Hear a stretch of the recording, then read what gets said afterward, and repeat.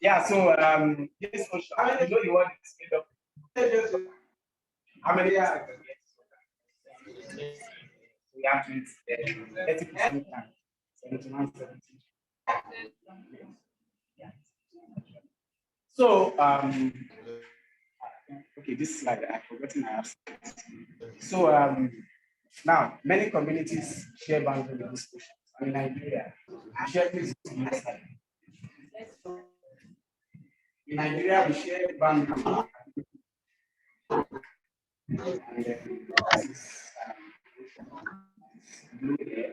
And there are only a couple of states.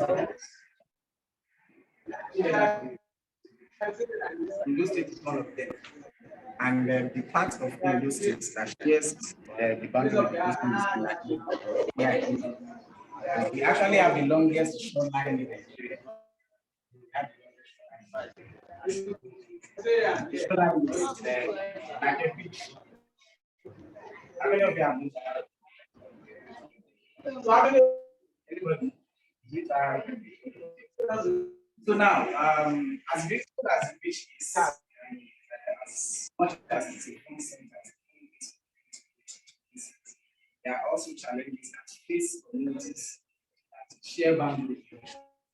And that's why I'm still.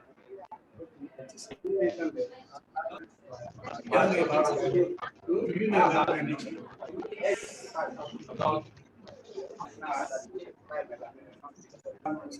You know what is made of. So, communities share boundaries. We have share boundaries.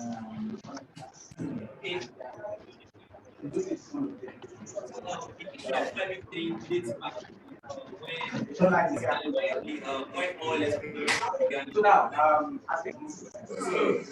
bring out your writing. Please bring out your writing.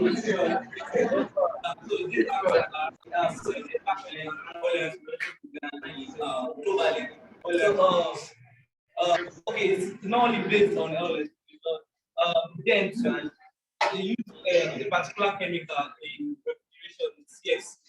So it raised major concern globally concerning how that's actually affecting and depleting the ozone layer. So this led to the formation of the body.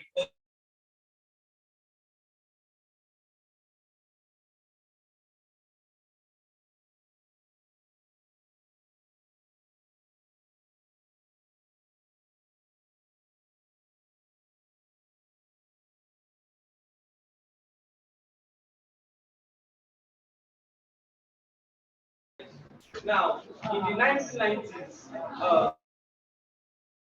in the 1990s, there was a need for countries to come together to like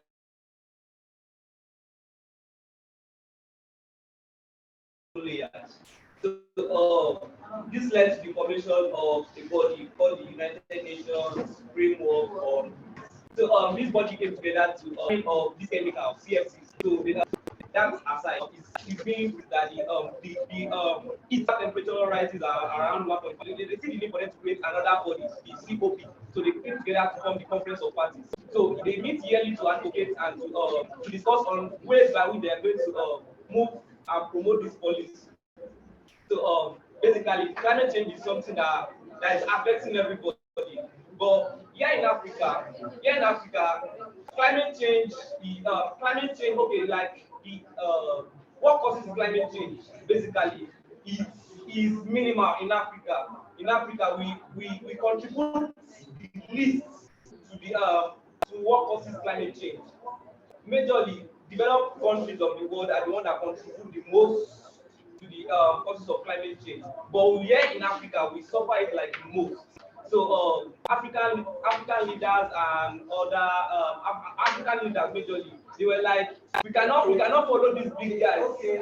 Sorry. I'm enjoying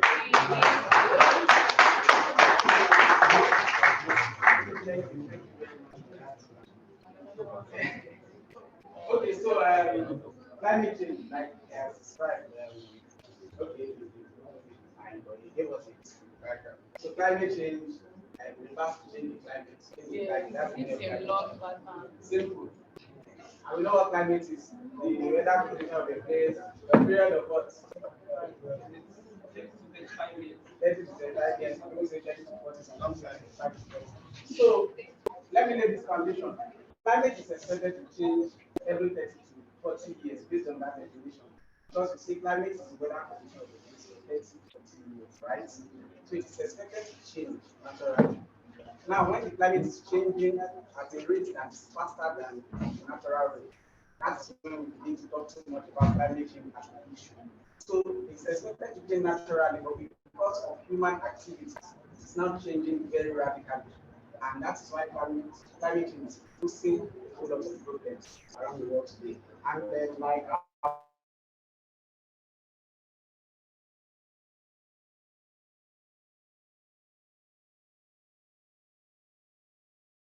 our friends said,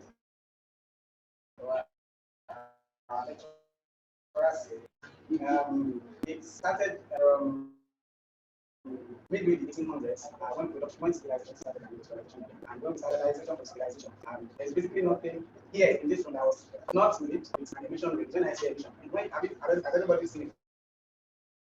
Actually, the gases that they release in the air. So there's something called greenhouse gases. Now, these greenhouse gases are all natural and they help to keep the earth warm. It's an envelope of gas around the planet that shields us from the ultraviolet rays of the sun and prevents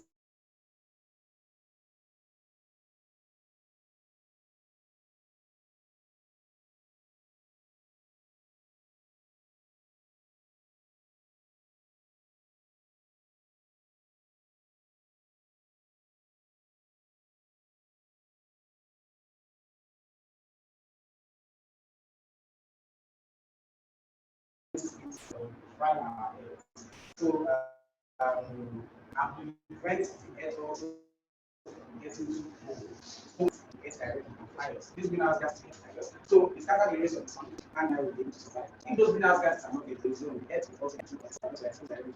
So now, because of production, we release a lot of gases into the air, and some of the gases are greenhouse gases. So now, the quantity of greenhouse gases in the atmosphere is now so much than what we need in the air.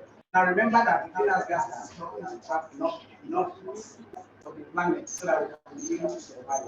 Now, say we are supposed to have 1% greenhouse gases surrounding the planet that will make us fine as humans and other members of the planet. And now we have 50% greenhouse gases surrounding the planet. So that is like 49% more heat than we need. Do you understand? So now, that's if you are talking about global warming, that's what we should know about warming. The planet is 2 weeks later. I don't know if you guys can remember when you were in, but the world was not this hot. Now we feel so much heat, and because there's global warming, there's a lot of aftermath effects on the planet, and a major group of people that feel that aftermath are people that reside in peaceful communities. Are we together? Now, because there's global warming, one of the major aftermath is sea level rise. When you boil water will be put in, right? So when water is when water gets cold, it expands. So because the whole earth is getting cooled because it's getting warmer, all the 70% water that we have around the planet, you understand?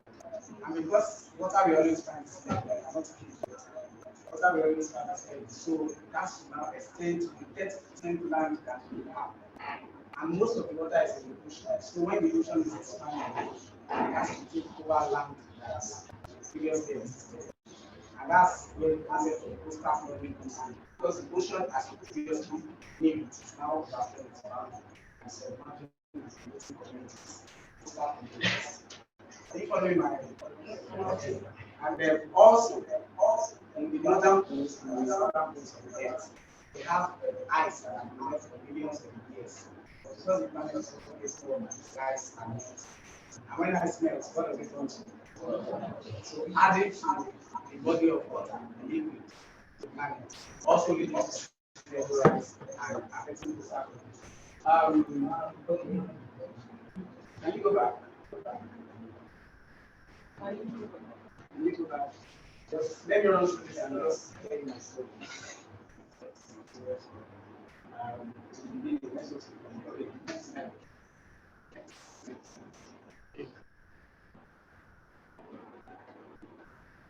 Causes, no, the causes.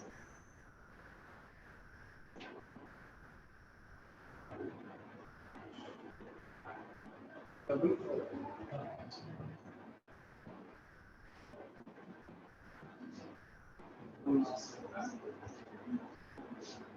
causes deforestation by production land use. Now, in the quest for development, industrialization and civilization, the forest industry also a lot of forest because it used to be big houses. Now, something that's trending all over Nigeria, a lot of estates are being built. Come and buy land here, come and buy land there. People are clearing forests, they are building new houses. All of us, the houses we are living in, most of us, the houses, the areas where we want to bushes. And we had to clear them because of civilization, because we wanted to do. And in the process of clearing all the plants, all the trees that we cut off, all of those emissions, all that. In the process of processing the metals that we cut off and building our houses, emissions, I'll come to all the question as well. Land use change. Land use change also brings civilization, organization, industrialization, which refers to different ways to use and the so all of these regular things that we do as humans, regular production processes that sets our needs as humans, and a major culprit is oil production. Because if you really think about it, there's nothing we can create without using the help of energy. Is there anything in the industry that is was made without any form of energy?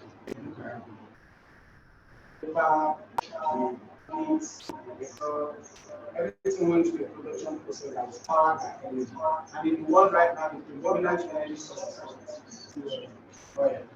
And therefore, oil contributes mostly to the emissions that lead to climate change, transportation processes, and it's so sad that we start communities that are already they are usually rich in sources of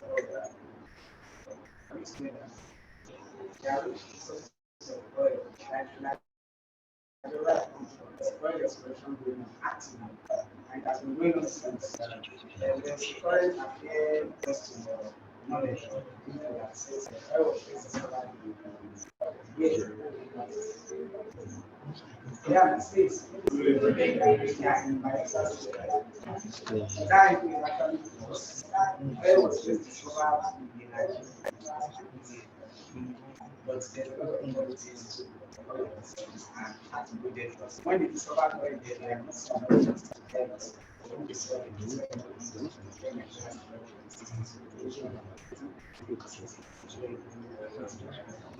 so now, oil exploration is going on in Nigeria, and I'm going to do this kind of this one. Let me run through this. And the effect of I talked about sea level rise, I said about coastal flooding. Flooding is production, it has to be oil exploration and supposed to go like next.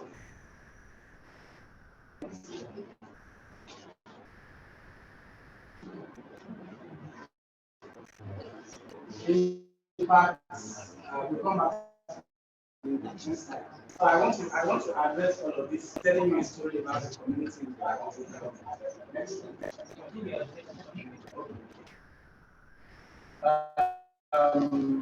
Okay, these are pictures showing coastal flooding, climate change. This is Lagos. That's this one that's the administration, and that's somebody's house. That used to be somebody's house. This person is behind them is the administration. That is the that's from the community.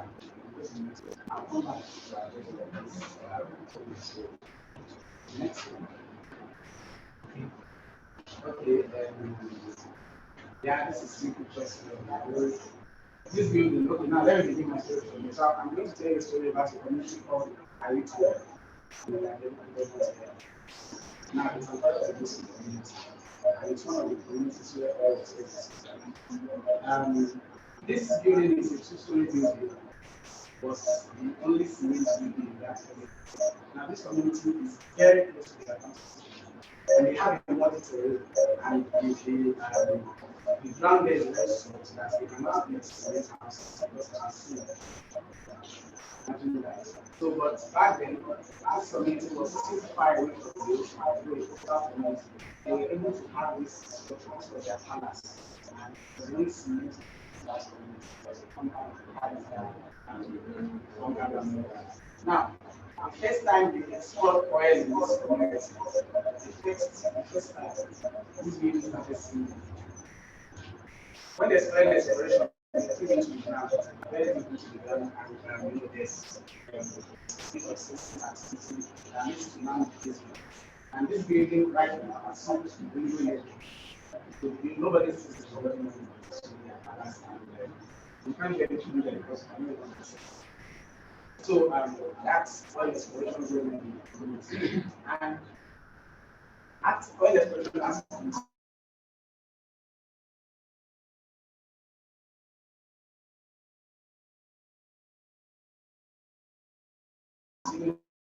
is there. Now the community you know, so that means if you are 1 meter, your ground is like 1 meter. So there's any flood in there, there's any overflow in the ocean, any Spanish, now this whole community is this woman, she was over the night before the rain, she was her house was attacked. Okay, now let's see here. Now, I've given permission to go into the very when I am talking about how most of the countries are necessarily to the attention to this emission that are not in African countries. As the country, the number one country that contributes to the emissions that is China. China as a country contributes over 20% of the total we have over 200 countries, 100 only one country from over 200 is contributing over 20% to climate change, and it's followed by the US. The whole of Africa is a country. Remember, China is just a country on the Asian continent. USA is a country.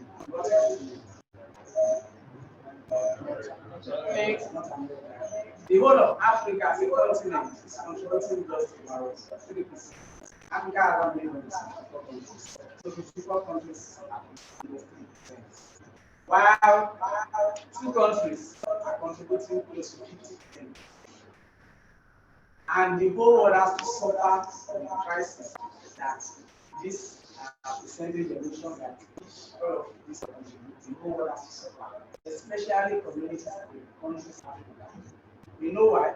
Because now there are coastal communities in the US, in many developed countries in the US. But these guys have systems and infrastructures that help them to adapt and cope with the effects of sea level rise and for example, these guys have, they have fantastic serious ones that they let you know that, oh, in the next 5 years, this housing solution is going to be totally submerged. And they have systems in place that will help to move people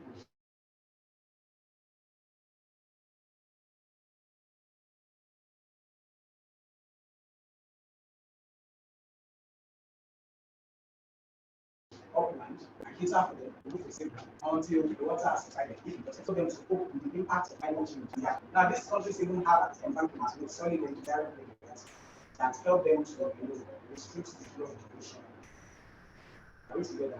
Even when they experience all these tsunamis, now, many developed countries have experienced tsunamis, cyclones, and when you see the news, when you follow the news, you see how much they have been impacted by all of this. And sometimes everybody is doing pray for California, pray for this and that. Back home, we don't used to pray for Nigeria. But now, if these people have these systems in place getting access to, imagine we have this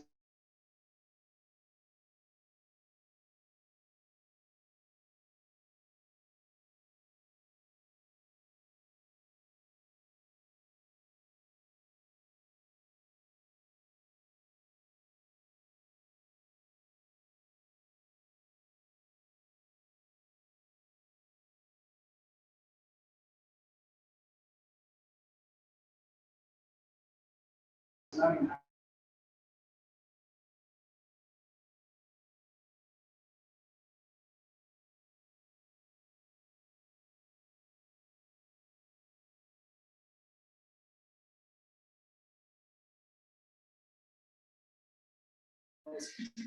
are having to pay the consequence.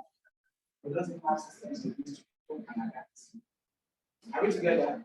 Now, because in justice these communities like mine produce oil that is was made of that was oil. When everybody's that was all the things allocation. Even the money that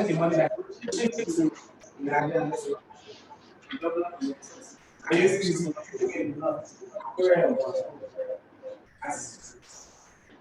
so there's also an injustice issue in Nigeria. And also now, Ilade as an example, you might work with and you send it and you are making the community because of people are losing their forces their lands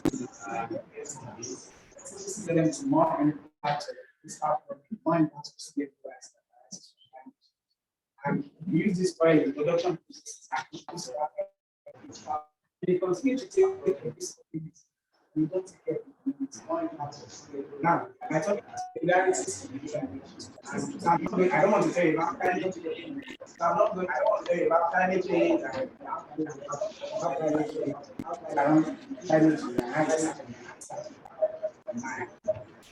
I'm not going to tell you what we have so you come to my community, you store oil, and there's oil spillage arising from that. And the oil spillage is just you come to my community, you store oil, and that's what this was of my that's what and you continue to issues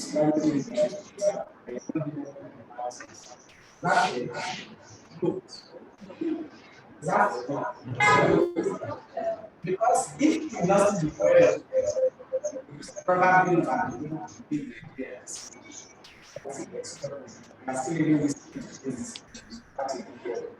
You know, those they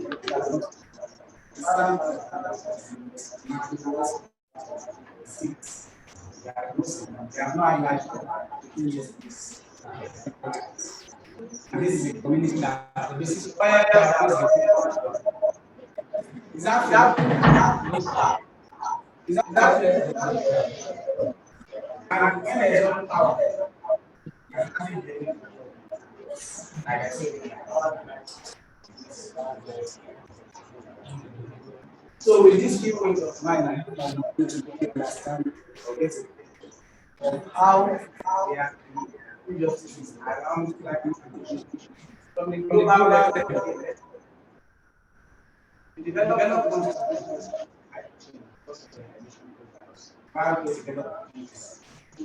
the least but the impact is most because we don't have the resources, we don't have they help us cope with the impact of effects of climate change. Now, coming back to our underdeveloped so coming back to our country, Nigeria, they are exploring oil from communities. They are using this oil to build or to build the country. They are living the communities. They are living the communities to face issues. They are doing well-being. This is the their houses. They are not doing anything. Now, close it. If nobody gives you one, you have no nobody is and depending on the you may be able to survive. Most likely be able to survive. Yeah, and the ocean comes to take over the house. Say you are sleeping at night and you don't just attacks. The only place to jump into. No, maybe it's a variety now the ocean has taken over, you need to jump the simulation. So you can see that the problem that faces is different. Last year, the whole context, when we were talking about 2020, Tanzania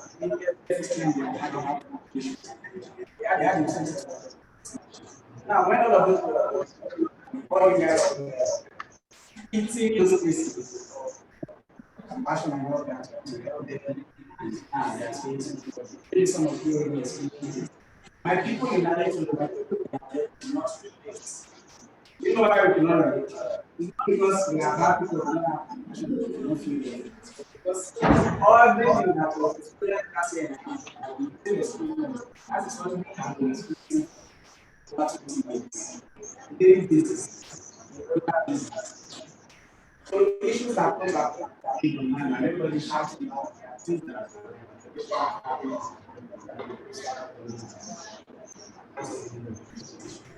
so what I have done is I the issues that are going in these areas and I want subsequent speakers things that make to your and the situation. I don't talk about anything. Wow.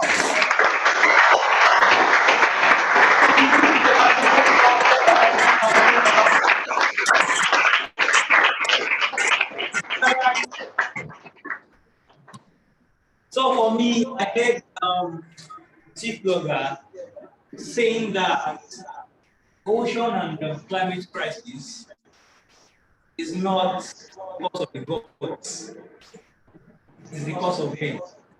So what did you hear? Yes, God not to the world. So what did you hear? Yes, good, thank God to them. Representation. No, don't raise your hand.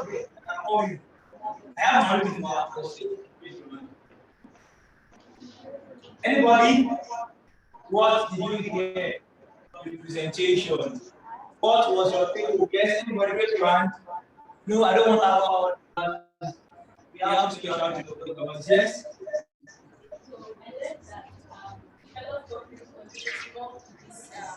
Climate change because of the high emission and we this aspect of this part of the country feel the benefit more because we do not have capacity or the mechanism for that.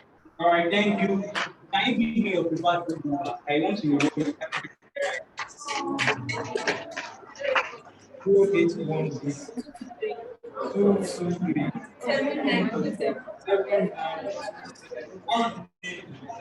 blessing.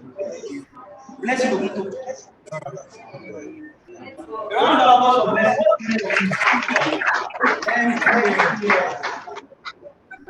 All right, another question. What did you hear? Elijah. Yes.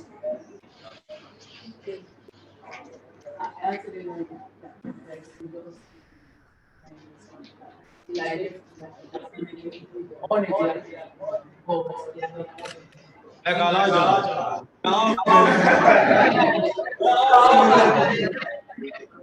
Yes, you can continue. Okay, and the word imagine way back from now, way back from now, get to now, the pattern of the weather have shifted and it has become hotter and all these items that are stored from long times have been melting and have been causing more water to be out in life to become wiser. And all these people they have experienced and the one we have been able to actually it's offering for what we are doing. And woman that is Please go.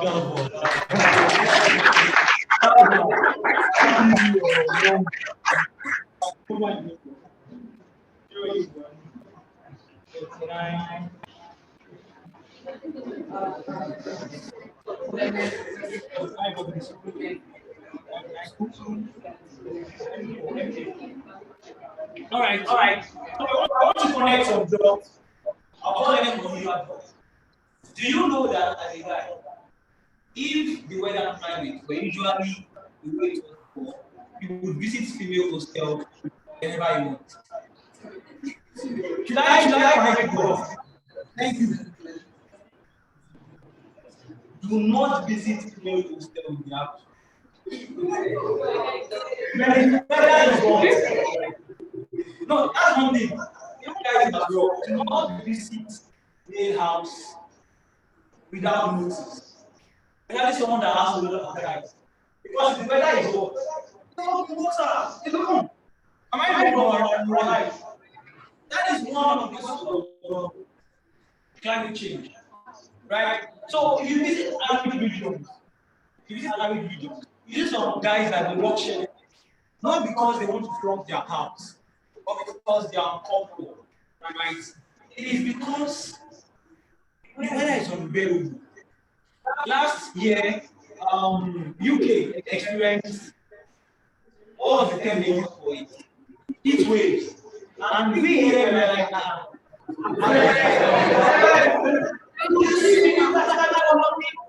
without you see people walking without singlets, just short. And you're like, you understand? You just like you going from Thames to South. I got you now.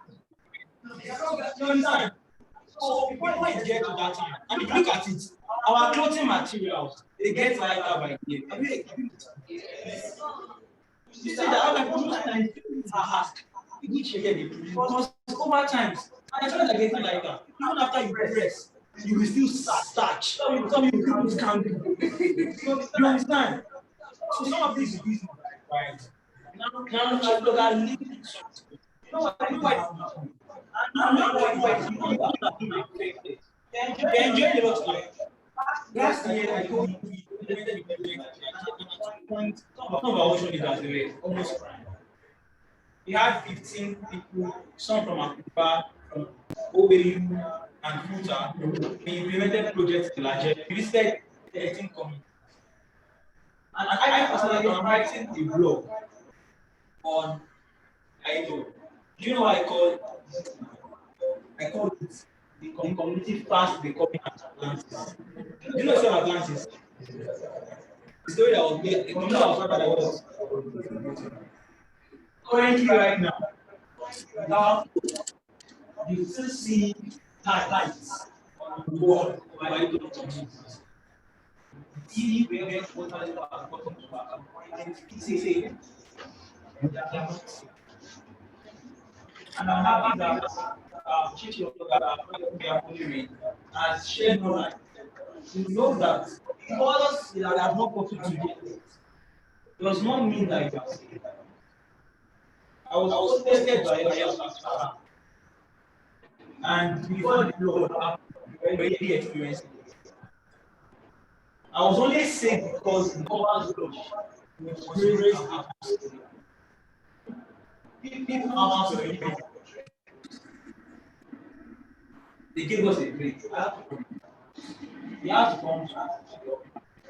So now that you have known what this process about and how it affects, moving onwards, we will get to know about how it affects global other coastal states. Some states are coastal states, right? They are smaller than the rest. Than the island of how they also are affected. Thank you for your patience on this. Unfortunately, this next session is short because of Africa did short 10 minutes of everyone. Thank you.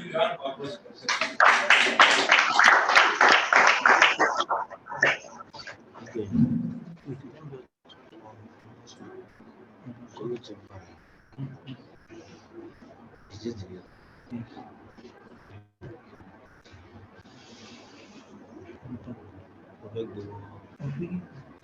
I'm supervisor for the Ocean Project, and I assist in coordinating World Ocean Day. I also help support a couple of different programs through our youth initiative, including managing the World Ocean Day Advisory Council. As an alumni member of the council, I want to extend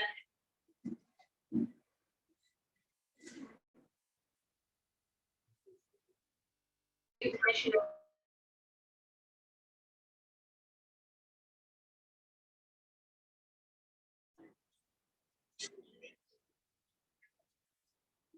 All right, so what we are about to listen to is Laura Jones. Managing the World Ocean Member of the council, I want to extend. Okay, I don't even know what we should listen to is Laura Jones. Okay, there's an organization, right, that advocates for ocean crisis in the world. Let me ask you, how many of you go to United Nations? Well, you're right. Now, there is a sector for ocean advocacy. We refer to it as the World Ocean. And let me tell you something about the organization. Every year, or twice a year, we're going to sort the earthquake.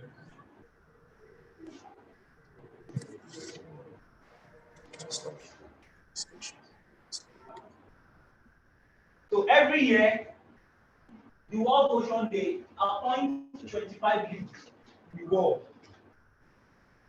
to represent each country. Futa had one of the Caribbean members. The first 25-man council that was first selected, we had a Futurian that joined the team. 5 years in a row, out of Ewe, Team Tolu, Abi, me, people. Out of the 5 people that have been selected so ever in Nigeria, 3 came from Futa. Do you know what that means? Let me explain. The first Nigerian to be selected ever was Kewe from Meteorology Department. Kewe served for 2 terms and left. The next person, which is either fourth or third, I'm not so sure that I don't know if he was a Nigerian. Abi Taiwo left. Then Toluwani Olubanke from UI was appointed to represent Nigeria. She served for 2 terms. After Toluwani Olubanke, I was appointed next as Nigerian while I was my graduate, and I served from 2020 to 2022. Thank you. And I'm happy to announce to you that when I left, 2 Nigerians were selected this time around, and 1 person yet again from Futa. The person of Ego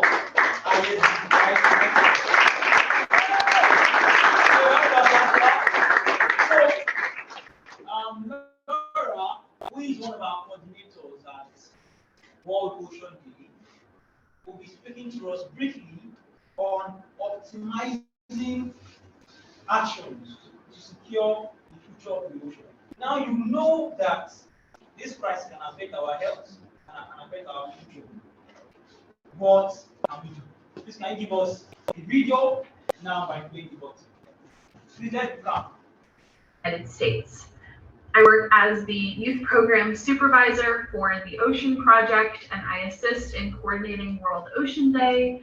I also help support a couple of different programs through our youth initiative, including managing the World Ocean Day Youth Advisory Council. As an alumni member of the council, I want to extend a huge congratulations to Aquaworld founder Paul and to the entire Aquaworld team. 4 years of operating is a big deal, and I commend you for all of the hard work you've put in over the last few years. It isn't easy to do, yet here you all are. Paul asked me today to speak on optimizing actions to secure the future of the ocean, and it definitely took me a while to figure out exactly what I wanted to say on the topic. because every community around the world has a different best answer of what will work best for them. And there's not precisely one answer or silver bullet solution that can solve all environmental issues, and that's the tricky part. That being said, I do want to take a moment to acknowledge the simple fact that you are all here today. You've each gotten past the first step, which is finding a place in your community where people are talking about these issues and working together to find that best solution. That's step one. From there, community solutions, as you all know, can look like many different things. It can look like beach cleanups or mangrove planting campaigns or educational awareness seminars.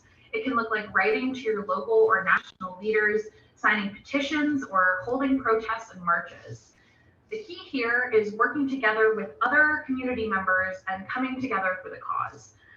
Again, if you look around the room today, this is something that you've already accomplished. It takes a ton of teamwork and dedication to have ongoing successful conservation campaigns such as one we have today. At this point, there is one specific tip that I personally have learned many different times in many different ways. Once you reach the point where it's time to expand and scale up your actions, it can become very overwhelming very fast.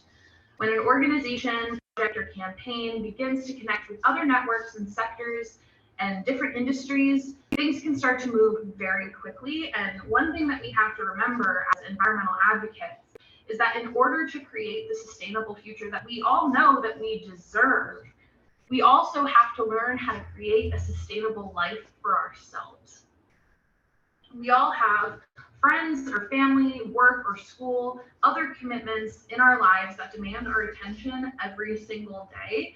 And it is not possible for just one single person to solve all of the world's environmental problems. It is 100% okay if you occasionally need to take a step back and rely on the community around you to take some of that weight off of your shoulders for a while. I believe that that's the point of community in the first place, really, to have that support system around you, which allows you to not only reach your goals, but to also live a healthy and balanced life. Keeping this in mind, we can now move on to tangible action. Once you've found the right people to add to your team, utilizing different types of resources can help you reassess, grow, and problem solve. For example, World Ocean Day has social media and event planning toolkits, in addition to conservation action guides available on our website to help members of the public affect positive change through different outlets. There are so many similar resources available out there, you just have to spend time to find them. Identifying the key decision makers in your region and actually finding their contact information is another big thing to add to your checklist.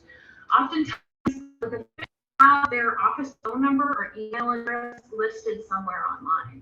Start with inviting them for a simple conversation. Have some basic questions prepared to gauge their general interest and background knowledge on the topic, and remember to stay curious and friendly. Young people in particular have a special role to play here.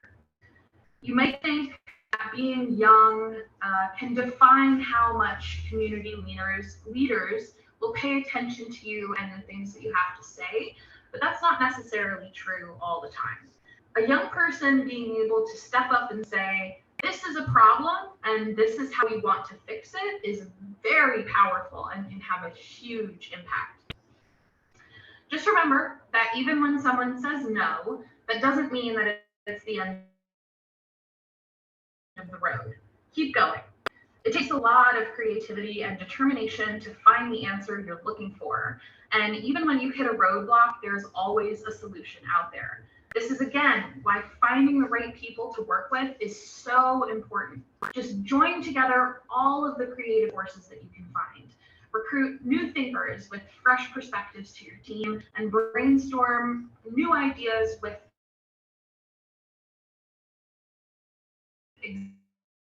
existing team members. You can even group who have different experiences, different backgrounds, and discuss all of your potential options while still being open-minded to an alternative solution. These are all different things that can help you find the right path. This is how we collectively can develop, optimize,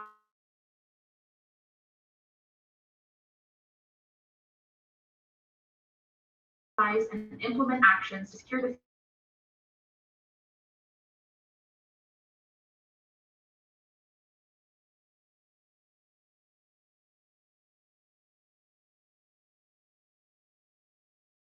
future of the ocean. Working together, locally and scaling them up to national, to the public, and just in general, how we can bring about the positive change that we all wish. For 4 years, the work that you've done is nothing short of inspiring. Your contributions, not only to your immediate local community, but to the greater global community, are extremely important. Folks around the world can look to Aquaworld as a great example of community action inspiring large-scale conservation action. I wish you all the best. Have a wonderful rest of the seminar and anniversary celebrations, and keep up the excellent work. Thank you.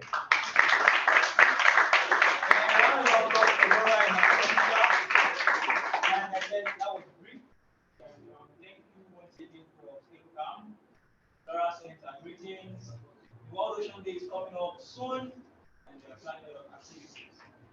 So I want to ask in a larger voice, what? You don't give me. All right. So what's the take home from this session? Lara spoke about optimizing actions. Right. Now we know that ocean crisis affect everyone. Right. And don't be surprised, because that consume species. I don't see. Even if you consume animal meat, cow, or you consume whatever animal, the plants, everything is involved. So how do you protect our future? Yes, before we go to the next speaker. What was your take home? All right. Thank you. That's the first thing. Community action. All right. Can I have your phone number? Hi everyone, my name is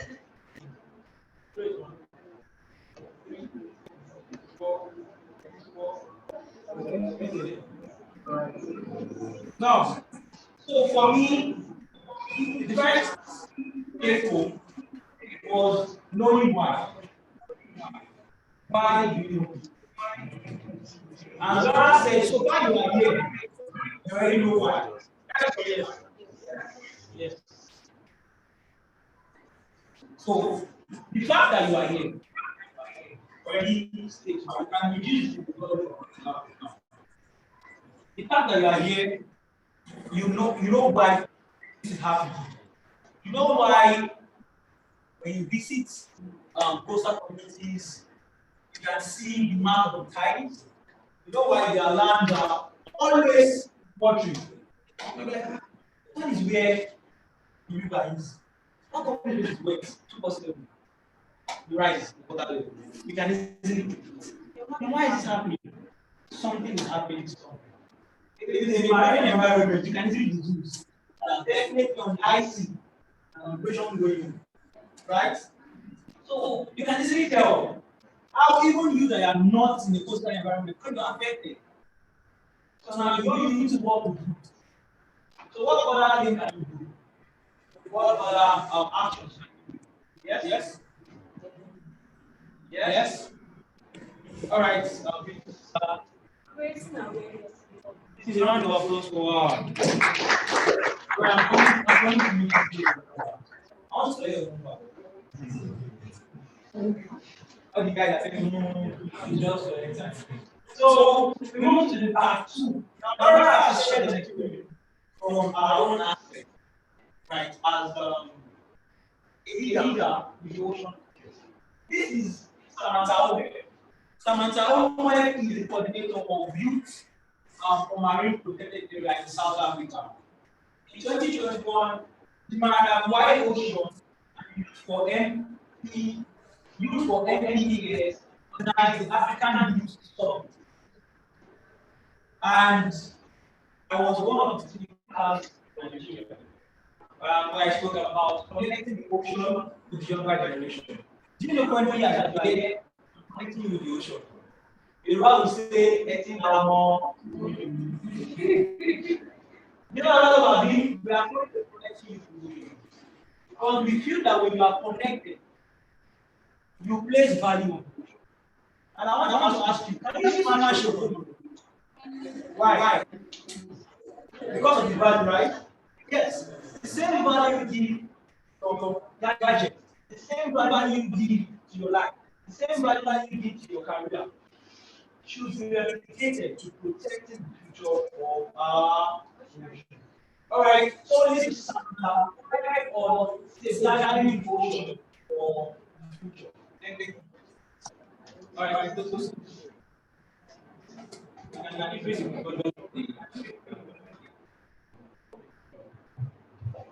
Hi everyone, my name is Sam Hoffmeyer and I'm presenting on behalf of Youth MPAs, which is a youth movement of young people passionate about ensuring the protection of our oceans.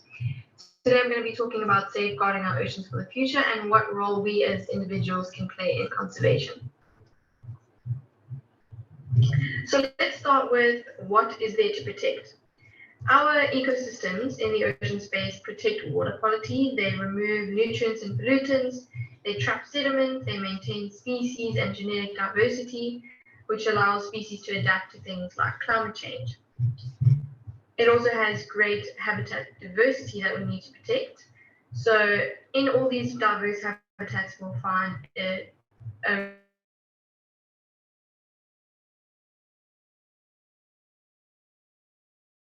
array of different kinds of creatures that are within your ocean spaces. This list would be a lot longer, but this is the one I was able to pull together for South Africa. What's also important to protect is our cultural heritage. The sea is a place of cleansing and spiritual renewal for a lot of people. We also want to protect coastal resilience. So keeping our coasts healthy provides resilience in ecosystems. It armors our shorelines.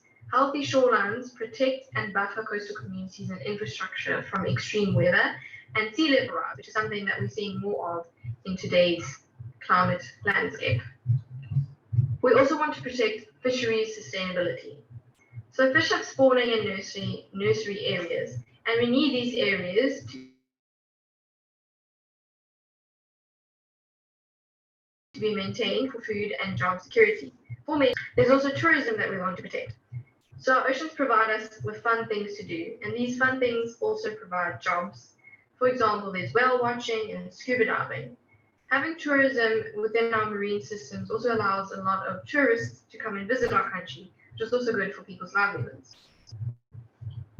And if you're in a landlocked country, you may be wondering how the ocean benefits you. Does it even benefit you? And the answer is yes. So off the top of my head, an example is the weather. So the weather, no matter what part of the continent you're on, is impacted by our oceans. Our oceans are part of the weather system.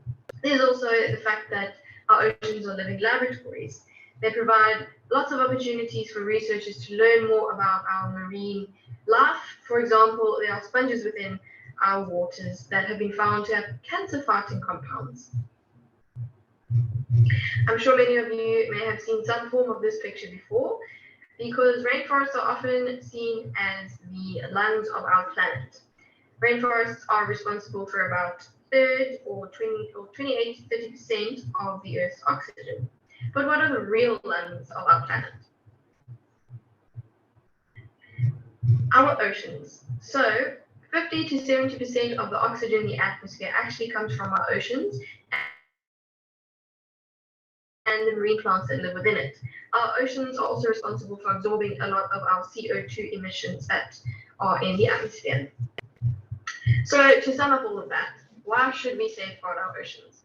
To keep ecosystems working properly, to protect a range of species that live within our oceans, and ultimately to help people benefit from our oceans. So the world has come up with several meetings, groups, and frameworks over the years to work towards this. The United Nations member states in 2015 created 17 Sustainable Development Goals, or SDGs. And every year there's an SDG progress report, which is based on the Global Indicator Framework and information from national and regional systems. So Goal 14 is focused on conserving and sustainable use of our ocean, seas, and marine resources. Healthy oceans and seas are essential for our existence, and they cover about 70% of our blue planet. We have, however, managed to do tremendous damage to these precious resources. I'm going to present to you some facts from the last report on Goal 14. The number of overfished stocks globally has tripled in the last 50 years. And today, a third of the world's assessed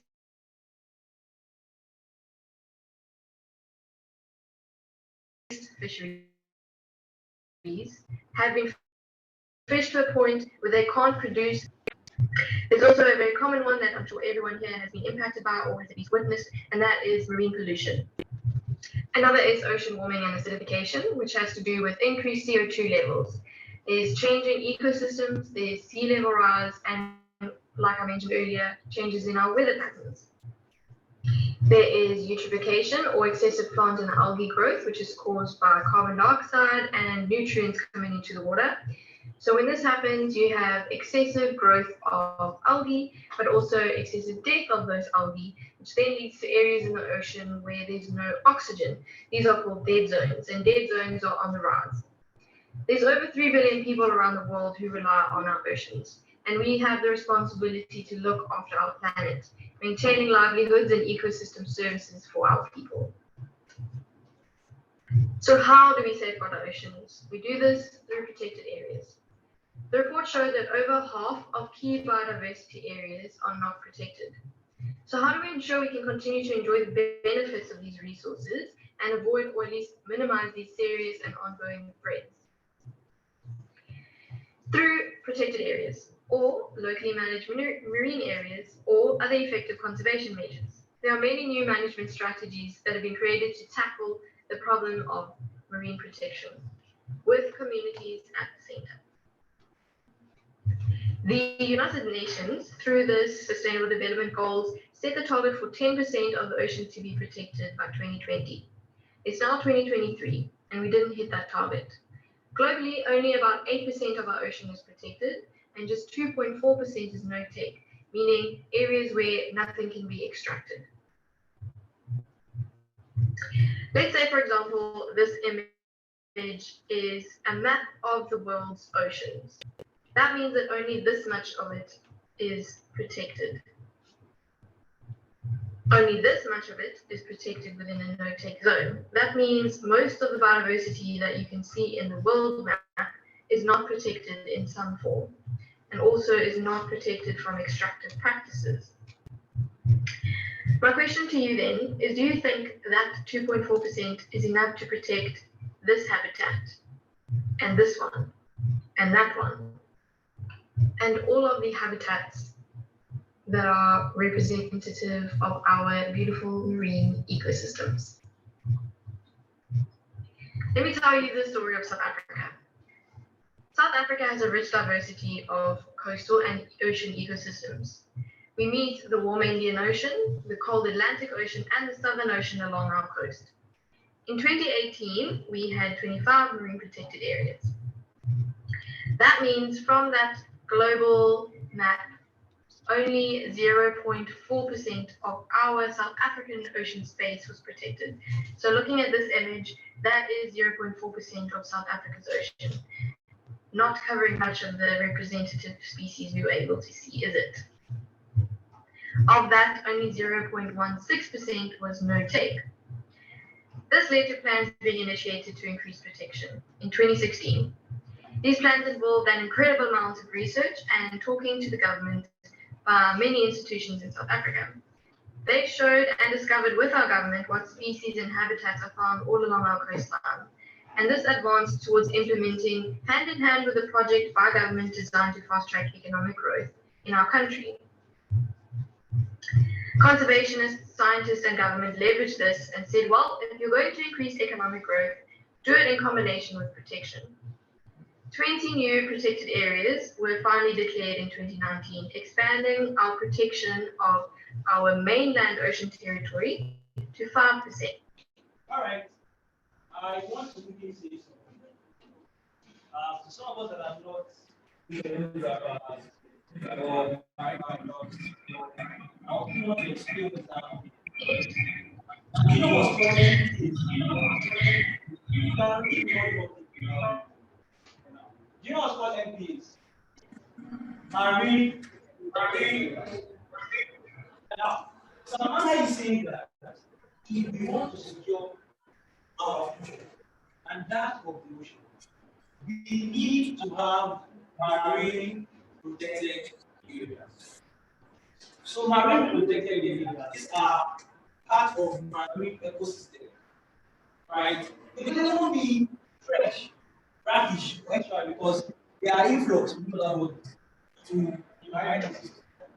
If certain places are protected, if they are protected from anthropogenic activity, it will play a very, very vital role in securing our future. And that's from the ocean. Are we clear now? So that is what she's trying. And from there, she's leading above. She told us about MPAs in South Africa. Don't ask me if Nigeria has anything. Don't ask. I don't think about it. I don't think about it. So, from what Samantha is saying, started from fish biodiversity. She said, now, over 3 billion people rely on what fishes to survive. And those 3 billion people will give less. Yes or yes? Yes. So looking at population, if we do not have some people that are conserved, and we eat everything now, we will say, so that is what I would like to more like This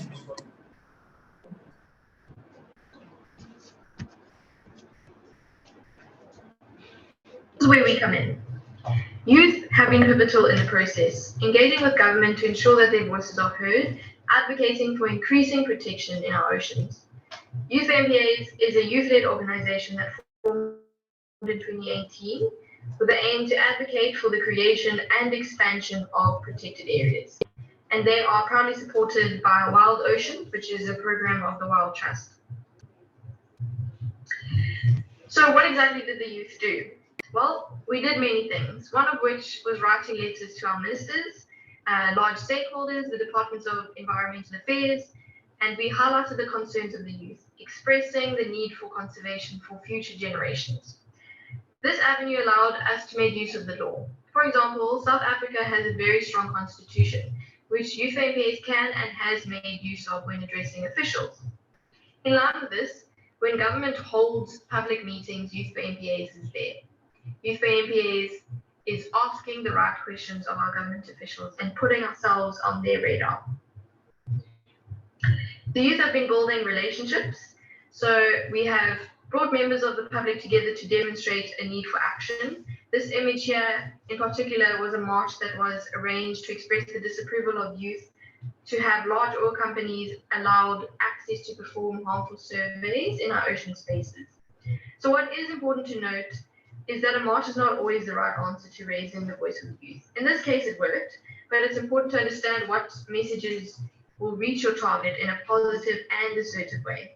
So at the end of the day, you want to create a partnership with those in charge of making these decisions, not an enemy. In addition to addressing government through law and publicity, to fight effectively for our ocean protection, the youth MPAs attended community engagements. We build relationships with people that we meet with, we learn from them, and you can't have a movement for people that doesn't include people. This is one of the most important points. So we often hold workshops with experts in the field that help educate us about protected areas, equipping us and empowering us to be able to work alongside our government in achieving marine protection targets. We organize ocean awareness and cleanup campaigns, and this is to further inform the public about our aims. Youth MPAs are constantly engaged in activities and events to lead knowledge generation, and improve awareness, and have participated in or held over 140 activities and events. We've also hosted the first African Youth Summit, which included 500 attendees from 18 African countries, and this was to discuss our protection targets. Our relationship building is also what took us to COP15 with our government officials as part of the South African delegation, giving us first-hand experience with our officials and helping us build those relationships. So key takeaways that I would like for you to remember during this talk is that education on your cause and capacity building of yourself and your network is important for the task ahead. You have to be clear on who your audience is and how you want to address them. You have to be clear on what you want to achieve, and you have to be respectful in your address. There are many ways to highlight an issue and to bring it to the table, and this doesn't always mean something controversial like a march. It could be any form of demonstration, could be a campaign strategy. Social media is also a very strong tool to be used. There's policies and laws to back up your claim and what you deserve to achieve in ocean protection. There's the ability to have spokespeople, and there's also science and art, which can help drive your message to the right target and with the right message. The conservation space has progressed, but there's by no means time for us to be passive about safeguarding our oceans. I have to point out that it's not always because a country doesn't want to, but largely because countries, especially in the global north, have failed to fund conservation efforts or lack the capacity to track and report environmental data. So what do we do now? The 30 by 30 goal. As part of COP15, which is the Convention on Biological Diversity, the signatory countries agree that we need to protect 30% of our oceans. The 30% part was chosen by scientists because it's a level that gives the planet a chance to recover and could protect millions of species from extinction. We need to advocate for proper science that highlights key areas for protection, either because of the habitats, the species, for connectivity, or for ecosystem services. For example, this is South Africa's critical biodiversity map. These maps are created taking into account the habitat types, species, fisheries, oil and gas, and all other stakeholders, and the software produces a map of potential areas where there would be least conflict between these groups. And from these deliberations begin, until all the relevant parties can conclude which areas are selected as new protected area sites. I'm not going to pretend to know much about the history of protected areas in Africa, but from a brief overview, it seems much of my understanding of protected areas in South Africa applies across the rest of Africa too. And this is that people don't always trust the idea of protected areas. They can seem restrictive to humans, and this is because they haven't always taken people into account. This is changing though, and social aspects are considered fundamental to the success of protected areas. This is a map of the African continent with all of the protected areas, both terrestrial with the green and marine with the blue. As you can see, the tiny blue areas are Africa's marine protected area spaces, and they aren't that many. How's your country? So what is she called the tiny blue spaces?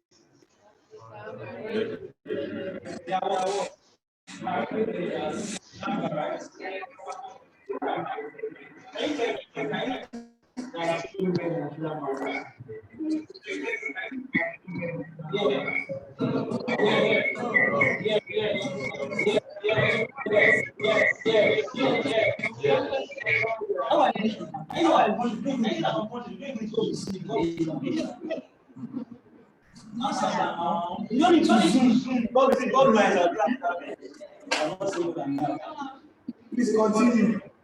I want to say that you guys are really understanding.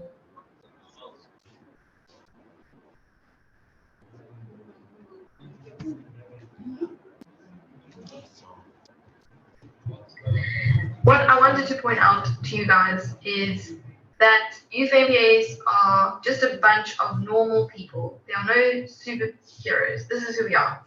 Passionate young people like you, and you have so much to achieve. Youth MBAs is set out to highlight to the powers in charge what the youth have to say. In the future, these are our oceans, and we want a bigger slice protected from harmful extractive practices. So something you can take away from this today is, what can you do to safeguard our oceans? The answer is simple. You can educate, advocate, and increase awareness for our oceans and for our future. Thank you.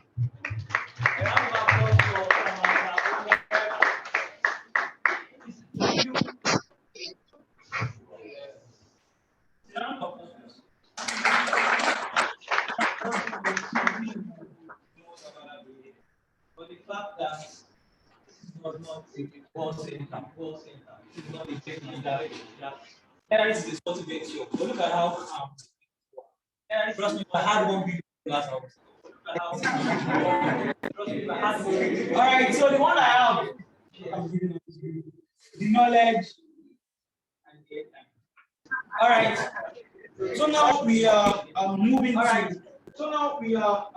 to content. And this, I would say, what's the blind value? What is blind value? Please, all the male gender.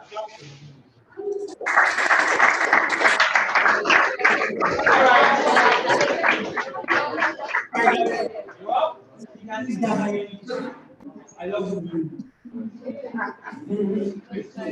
One man once said, I like women, I just play for my mother likes you. I have sisters. And that's what he did. So, I love you. All right. So this session that we're going to now is created for us. But if you look at it, one of the global output of discussion is that women are supported. Girls and women are supported in every sector, right? Promoting equal representation of both male and female gender.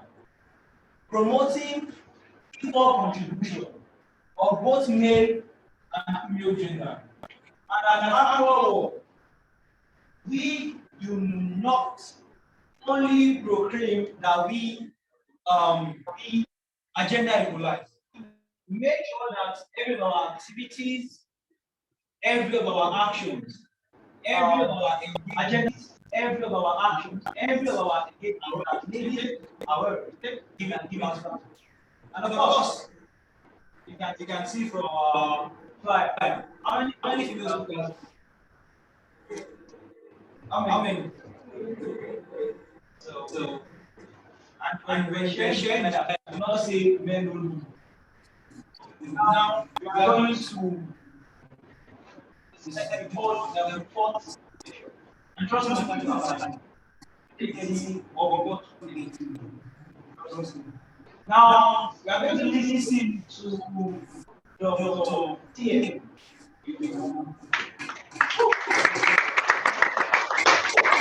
And before I look at this, I reminded me of our first event in Aquaworld.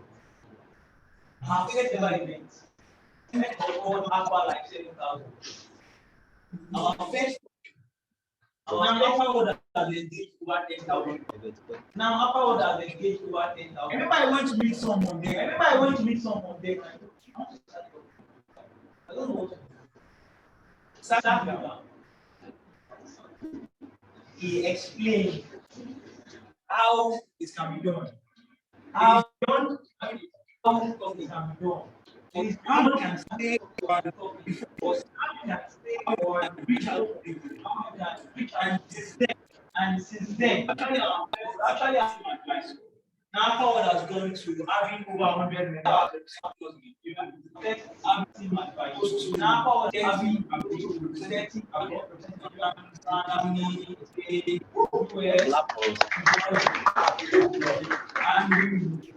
and sponsorship organizations like National Geographic Society that sponsored us last year. Global Geographic sponsored last year. And the guy because I want to introduce our two first I'm making him advice so that person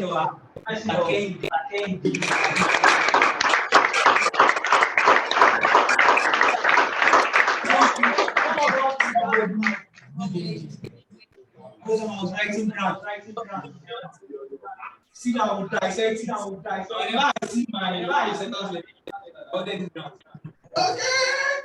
So thank you so much, Broken, for us. Thank you so much for being a part of the course. And right now, Doctor was my lecturer in school.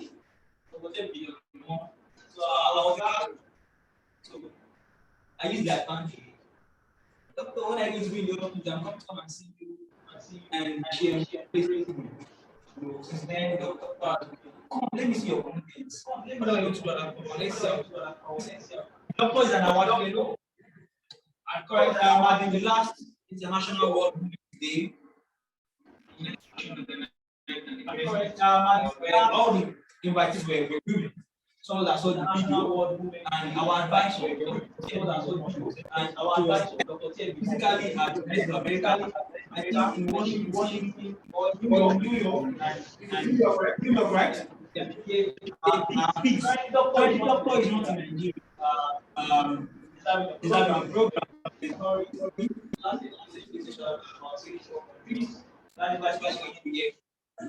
And she made and recorded for us.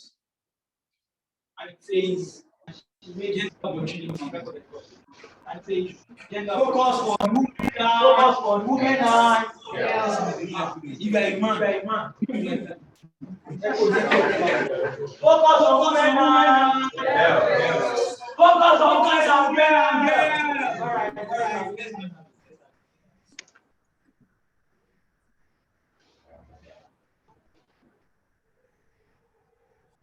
Congratulations to Aquaworld.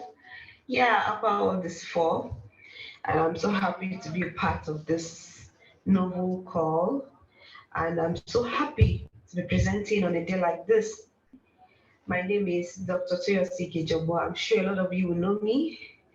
I'm a lecturer at the Department of Fisheries and Aquaculture Technology. I'm an award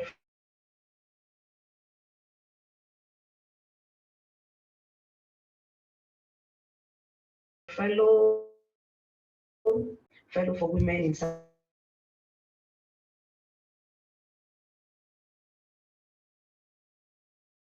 science, fellow for women in Africa, and the list goes into you today on gender opportunity, focus on women and girls. So I would just crave your indulgence to be attentive. And don't say I'm not a man. I'm a man, I'm not a woman. I'm a boy, I'm not a girl. It's not for me. You would understand as we move on that we all have something to take home from here. So let's just move on. The presentation outline, I would be, well, why ocean conservation? That's one major thing I'll be talking about. Why ocean conservation? How is gender related to ocean conservation? Okay. Even if we understand the need to conserve the ocean, what is the essence of gender in this? Must gender be in everything? Must it all be about gender? This gender, that this gender, this. Then what are the opportunities and recommendations? So in the few minutes I have, I'll just try 3 outlines.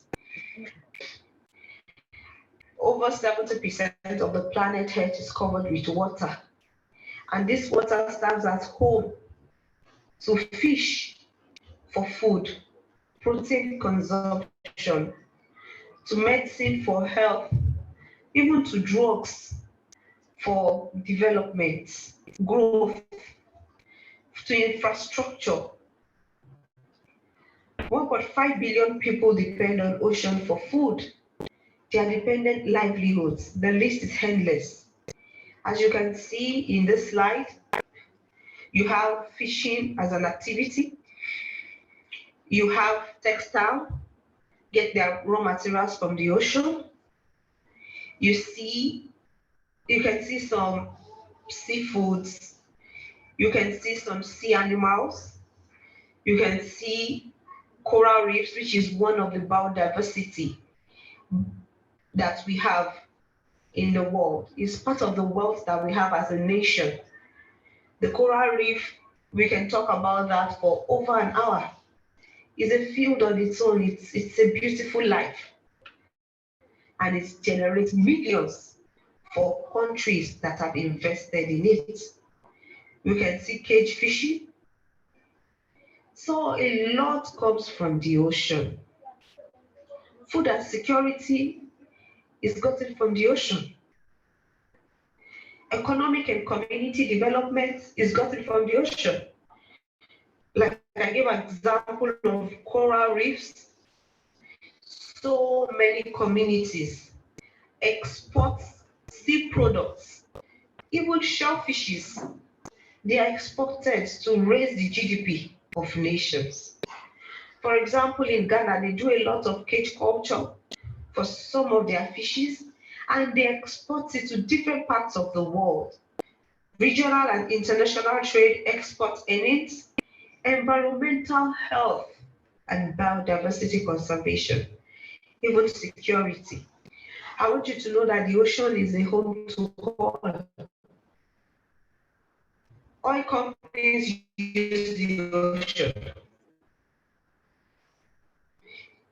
Dredgers use the ocean. Mining companies use the ocean. The ocean is also a means of transportation. The military have their base in the North Sea, around Sweden, Denmark, and we got a call that we cannot move. We were going on a cruise of fish along the North Sea, and we're carrying out population studies on the army. We are on the North Sea. We had to stop for a very long time, going over 24 hours, which affected our trip. We couldn't move. So you can see, we fishers and the army, we have the same interest, and that is the ocean. So a lot revolves around this wealth that we have. It's a common wealth for us. It's a common wealth for the whole world. We have to manage it, the army, the military, to do their work. So a lot happens on the ocean.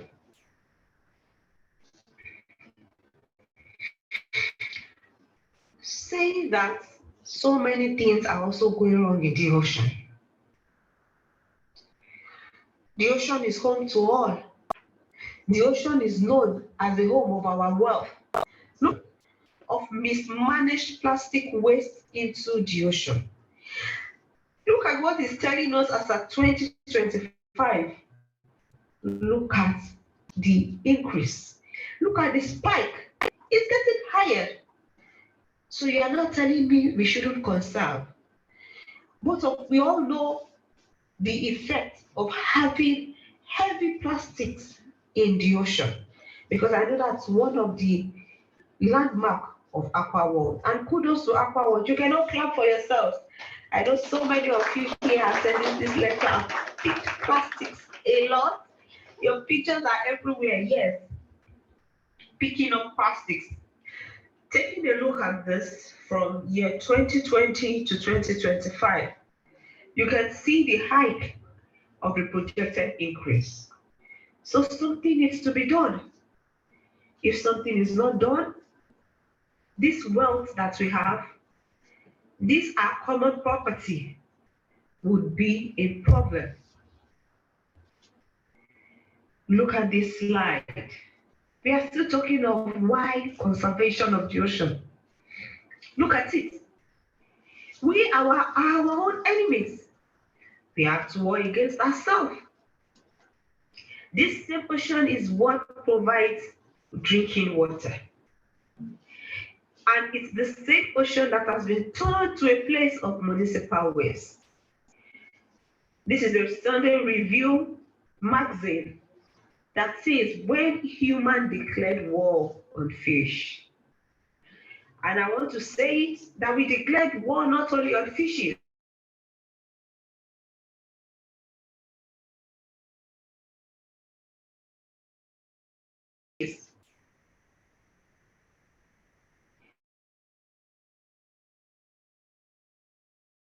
we declare war on ourselves. Pollution, oil, heavy food, and we need to rise up to the cause. There is need to conserve our ocean. If not, so many things will go wrong. And in your own little bit, you do your best because posterity would record your efforts. Your little efforts in your own capacity will go a long way in saving this, our wealth as a nation. I'm doing my bits. Aquaworld is doing his bits. We are all doing our bits. The ocean needs to be conserved because humans are declaring war on the ocean, on fishes, and on him or herself. Sorry. And I want you to know that there are prospects in conserving this ocean. This is a slide giving us examples of related marine funding by category and flow type. Can you see which one has the highest? It's conservation. That means the international world knows that we need to conserve this ocean. Look at fisheries development. Look at management policy. Look at science. That's where research is. Look at services. But look at conservation. Conservation is the highest in the list. So not only ODA funding, so many funding organizations are pumping a lot of grants. They are pumping a lot of loans. They are pumping a lot of commitments into conservation of the ocean.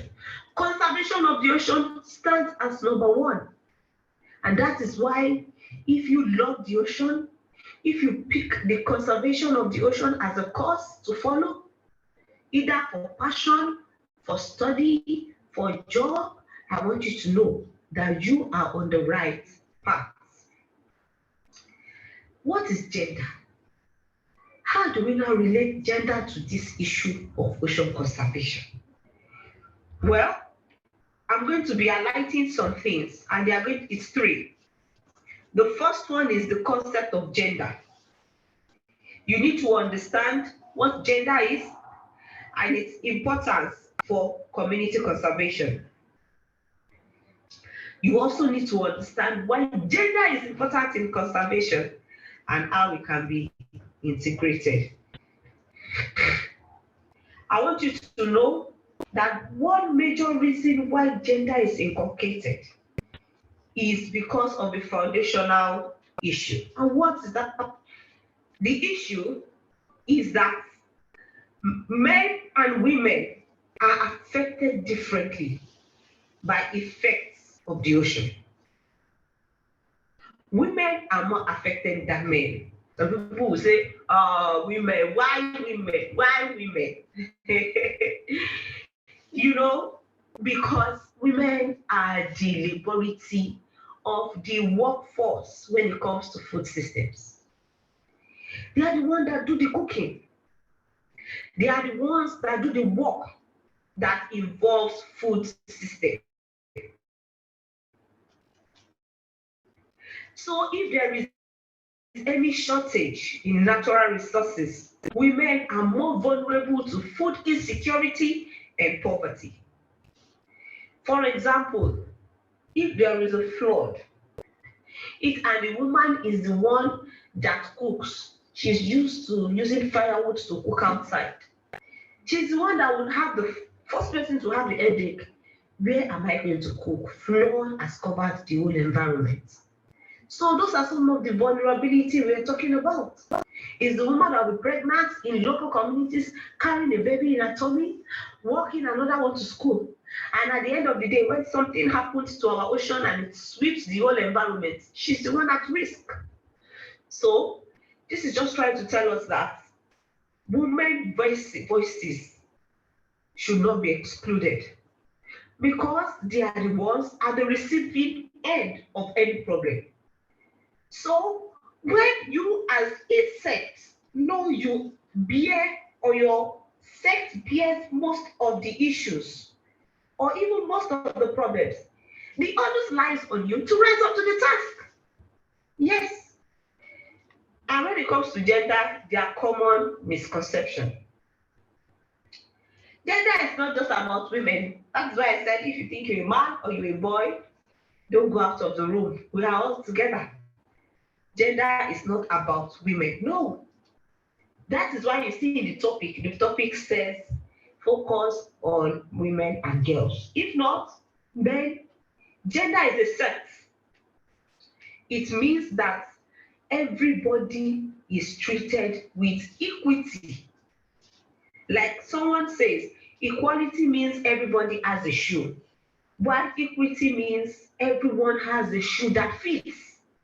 I have a shoe, you have a shoe. Even if my own is bigger or smaller than my leg, as long as we have both have shoes, equality has taken its place. But what equity does is that my shoe fits me perfectly and your shoe should fit you perfectly. And that is why this lecture is proclaiming equity, meaning that we need to focus more on women and girls because there is less focus on that aspect. Some people say thinking about gender is too complicated, costly, and time consuming. Why do you say that? It increases effectiveness. And as a woman, we have valuable knowledge and skills which we can use to benefit programs. You know,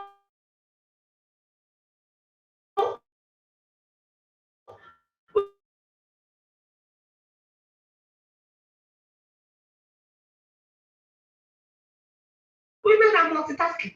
Women are intelligent. We are the salt of the heart. So that you are digging into any aspect of God puts women at the forefront. Maybe there might be a problem. And as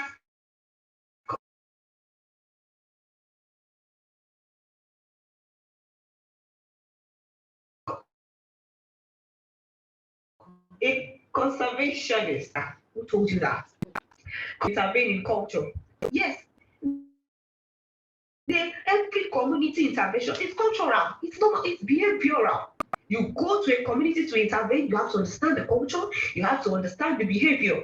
And United Nations are committed to promoting gender equality and women's rights. So it is our duty to be gender sensitive. Often, conservation program implementers miss women's perspective and participation, which makes the implemented program lopsided. There is always issue. And that is why some of our programs that we've implemented are really not solutions. Because you have to know the people that are suffering from this problem. They are the ones that have the solution. We can't just sit down somewhere and say we want to do solution, we want to give solution, we want to solve a problem.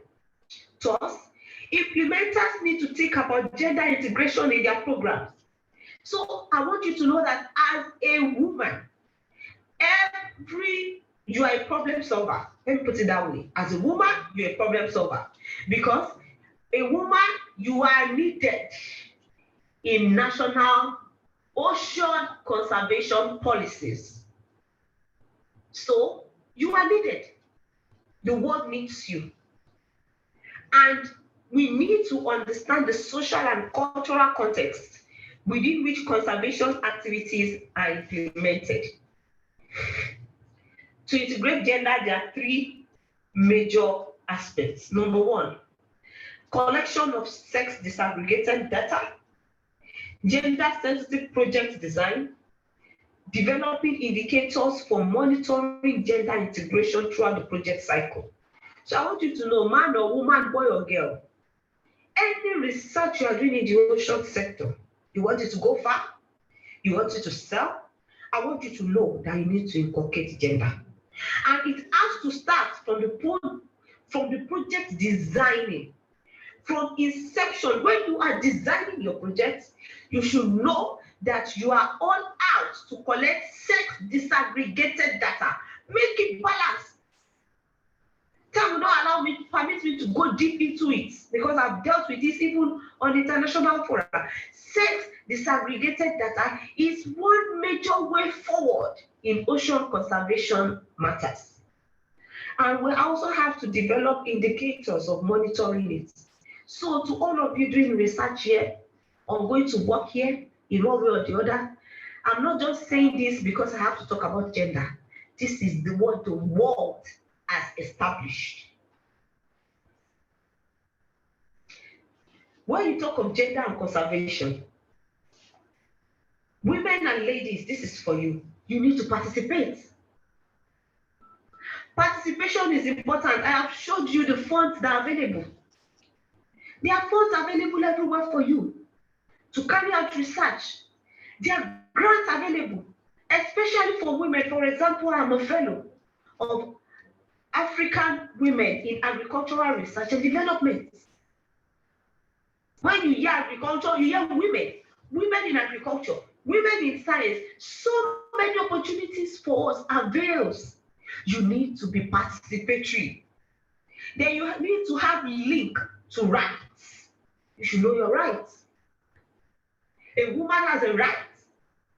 You know your link to your rights and stand on your rights. Accountability. Are you accountable? Opportunities abound. Are you accountable? And there should be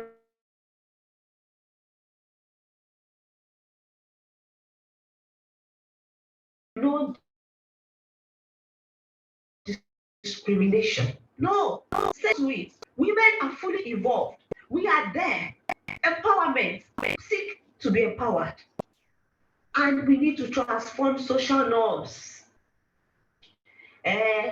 She's supposed to be in the kitchen. She's supposed to be cooking, taking care of the children. I cook. I take care of my children. I carry out my research.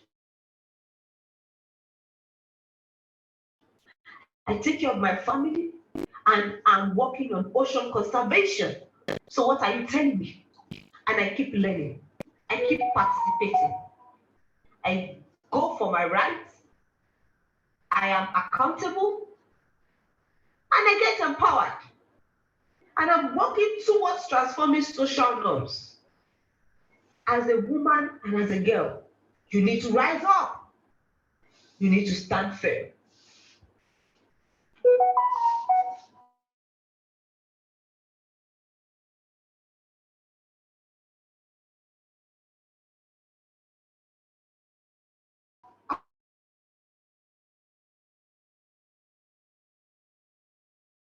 I want to drop this advice for women and girls. Keep learning. Learning a new skill is essential. You want to make it, but for those opportunities, what solution are you bringing? I have gotten exposed to so many knowledge. I just wonder, is this in ocean? Is this in oceanography? I've not heard of it before. I start learning again. I enroll for courses. I take courses. You might even need to pay for some. But all that matters is to keep developing yourself, keep growing, and keep learning. Secondly, is build a network of allies, a network of good friends. Bi-directional knowledge sharing between colleagues, supportive peers is very essential because it can build a good rapport. And I want you to know that it will also help you if you can have a good mentor. Mentoring is important. Somebody to help you grow. Somebody like me climbed on the shoulders of giants to get to where I am today. And I still have so many soldiers I'm still climbing on. You want to go high? You want to be established? You need to build a network of allies. And another thing, because of the norm, the social norm that we're talking about, it's usually difficult and hard at times for women to advocate for themselves because they'll say, maybe she's bragging. What has she even accomplished? Why is she doing young? Why is she bragging too much? Friends, they blow a bragging party, and it makes you visible to the world.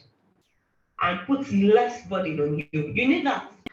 Another thing is for you to choose when to go above and when not.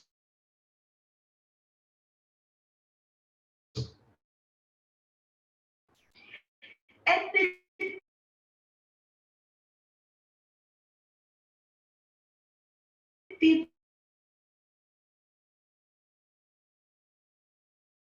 put in your care, give it your all. Somebody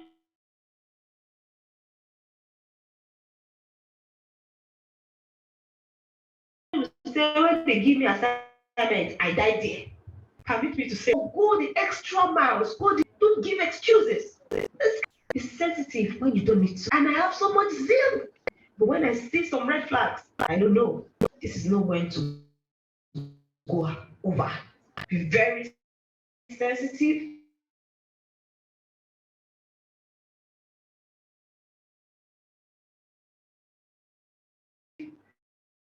To scenarios. That is when you can read. Even when it's not comfortable, say yes to opportunities, even if they look scary. I believe I can. Like many people, public speaking is not a favorite activity of mine. But when they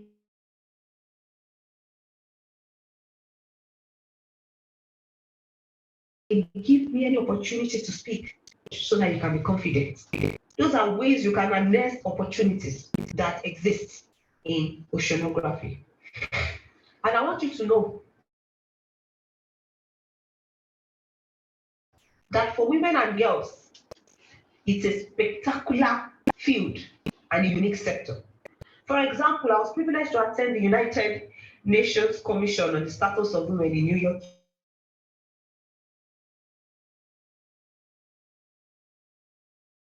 USA. That was last month.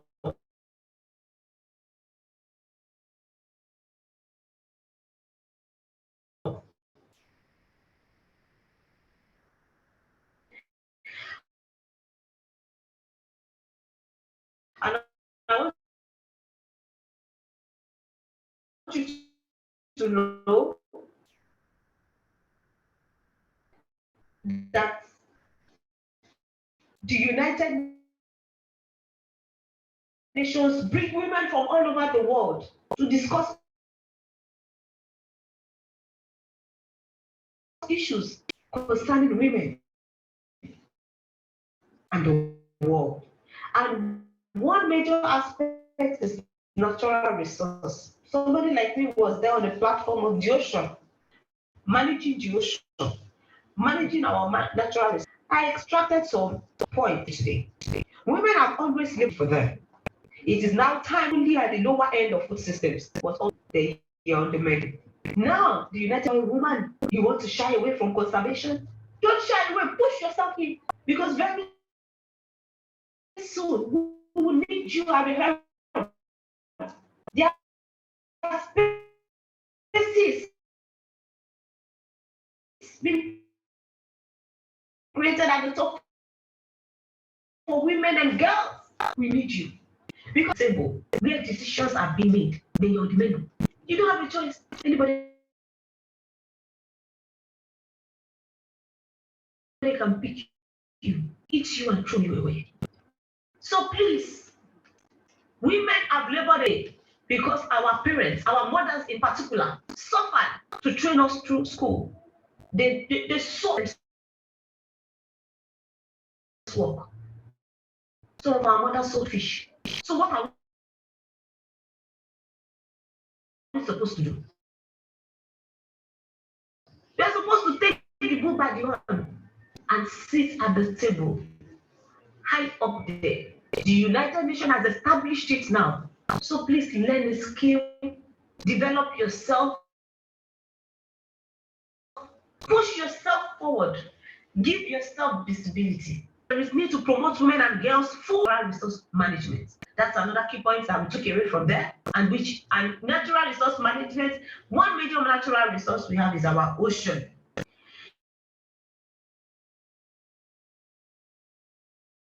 It is necessary to expand gender responsive finance.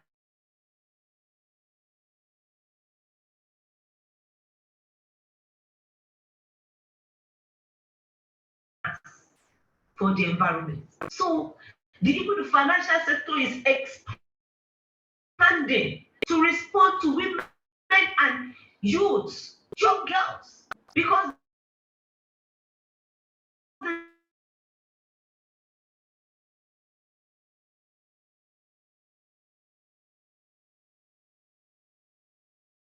the need is there. We need them at the helm of their affairs. Women resilience needs to be built.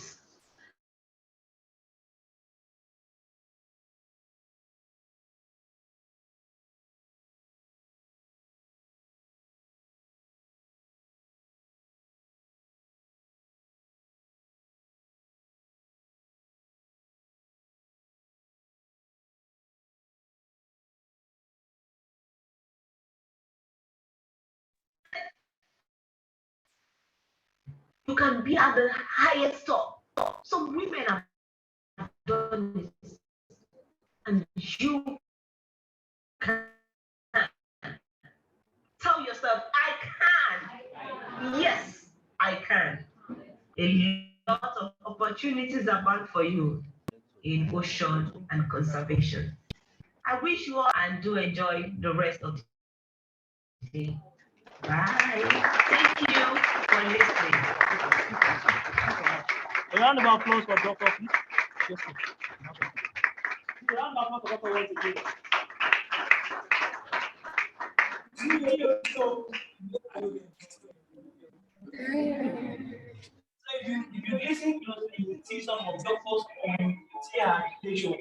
How is a lecturer? I remember when Doctor was my seminar supervisor. So if you can reduce the volume. Doctor is my seminar supervisor. Reduce the volume. After my seminar, Doctor is my seminar supervisor. I like it of that.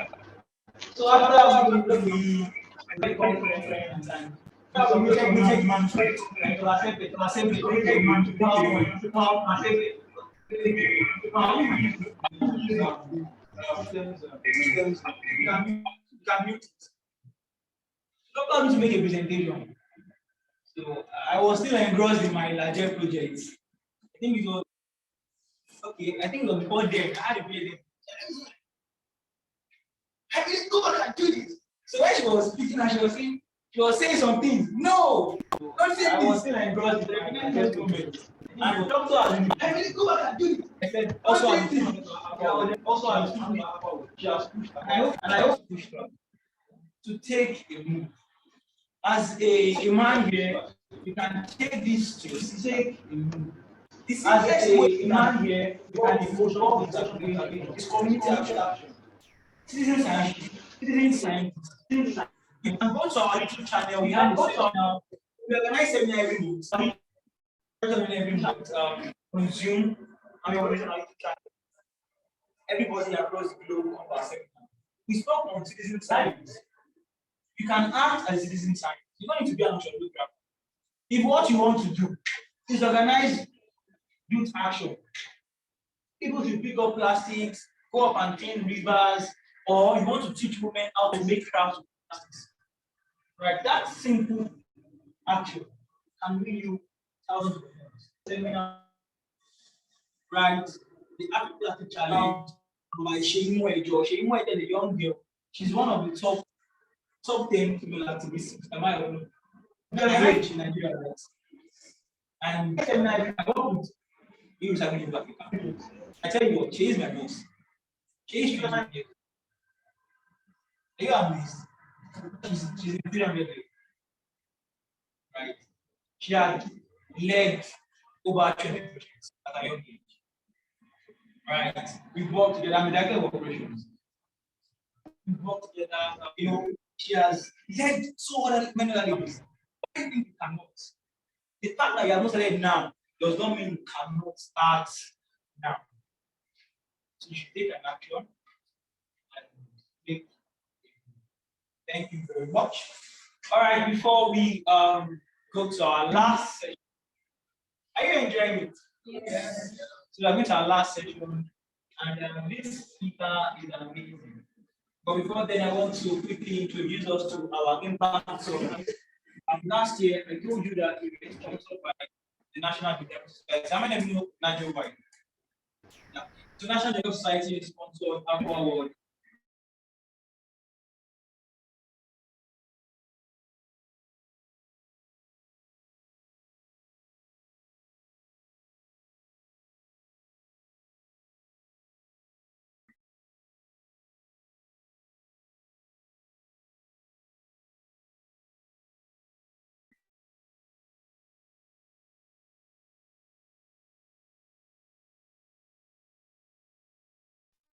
Project. So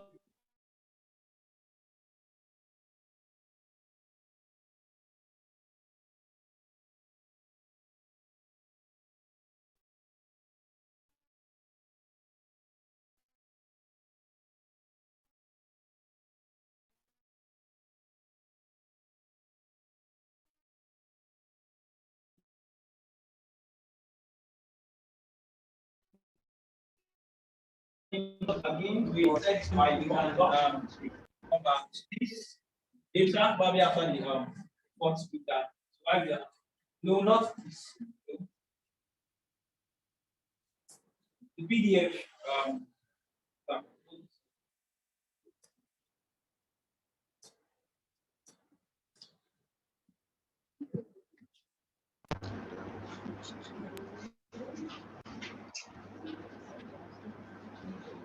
PDF tab.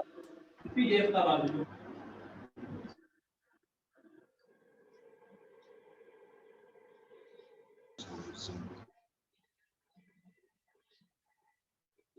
Okay, so while we are waiting to fix the technical page, because our next speaker was the so we need to answer fast.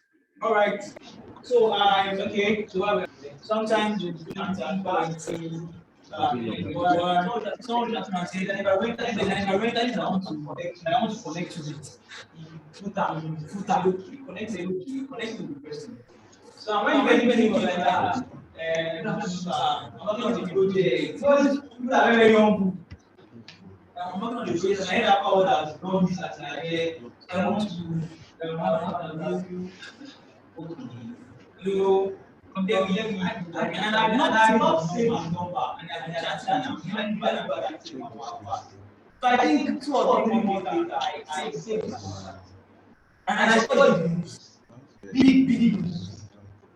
This person is student assistant for Aquaworld, and also he has led projects that is sponsored by National Geographic, I think TNT, and also one as well. And trust me, National will not give you if they not see something unique about you. This person I'm calling on board is all shades of uniqueness. If you're a guy here,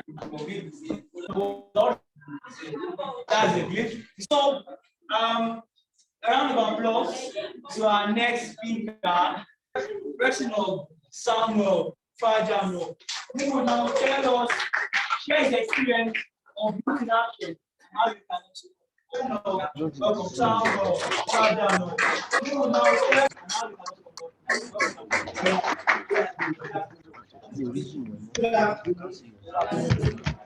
can Alright, so my name is Samuel Fajano.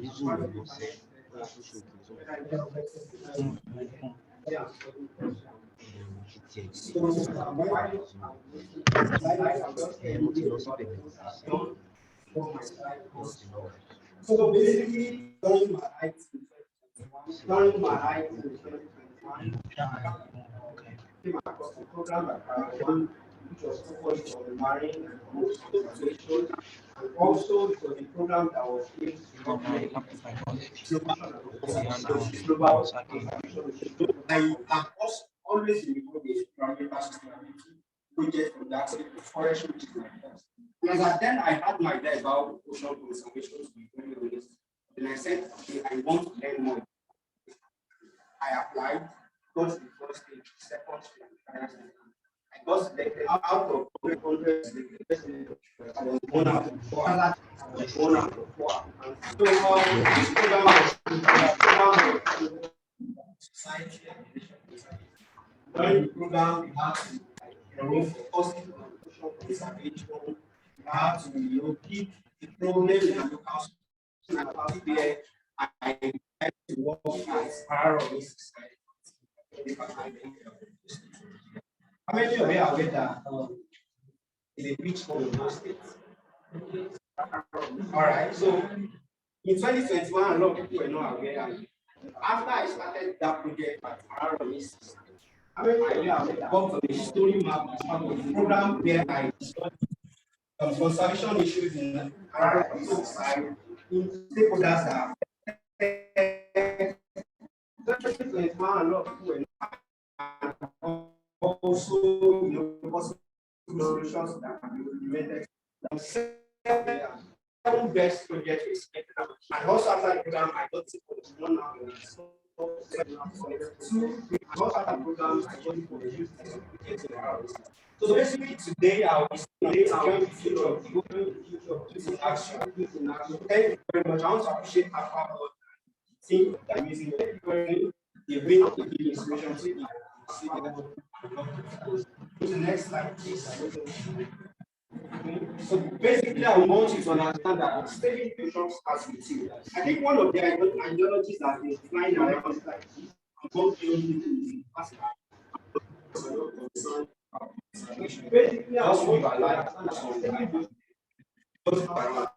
Honestly, one of the things that we need to understand the ideologies that are flying around among young people. Globally, youth population has a lot of us.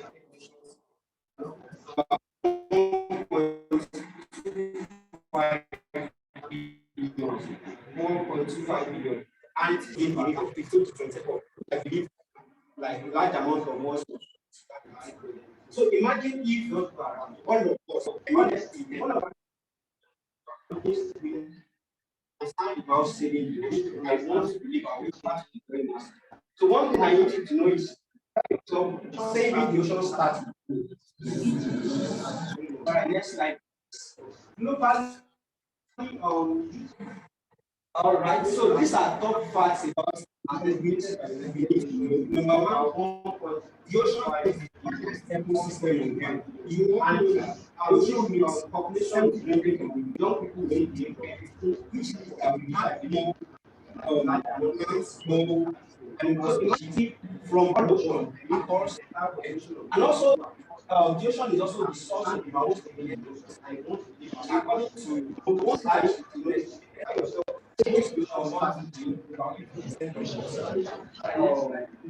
cutting from private plantings.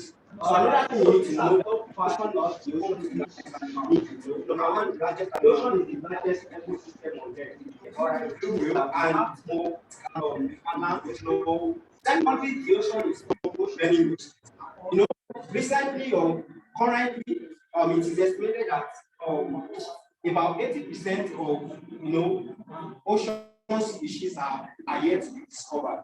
80% of ocean species are yet to be discovered, which means that there are so many resources, so many species that are still undiscovered as I talk to you today. So it means that there is so much work when it comes to ocean conservation, when it comes to resources in the ocean, there is still so much work. And this is why we need more is that there is so much resources in the ocean.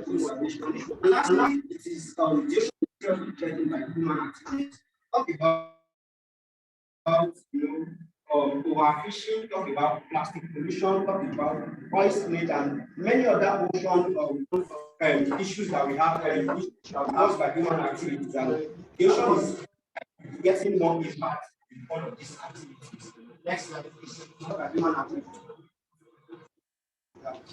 The ocean is getting more impact on all of these. All right, so like I said, 25% of carbon dioxide emissions are absorbed by oceans every year, which means that when we protect the ocean more, it means we get more carbon absorbed. All right, so which we automatically mitigate the impact of climate change, which my host has mentioned during this presentation. Next slide. So also, why should you be concerned as a young person? Number one, you need to know that the earth is what we don't have in common. Talk about animals, talk about plants, talk about anything of living. One thing that goes together is earth. Secondly, next slide is that the ocean makes up of more than is that the ocean makes up the whole earth, the largest world habitat. So this is something really to be concerned about. Ocean covers 70% and it houses most like a large number of living organisms. Next slide, please. Then lastly, you have a role to play and it really matters. Like I said earlier, the population of young people across the world makes up 60% of the total world population. So imagine if 60% of the world population are actively protecting the ocean. It means our impact really matters and it plays a very crucial role in ocean conservation. And I was on my phone while I think during one of the session and I saw a post from one of my friends in Patrick. She's real estate person, real estate it stated that the best is edge. And I'm beginning to wonder if the best investment is edge. I used to say land, which is possibly deforestation and all.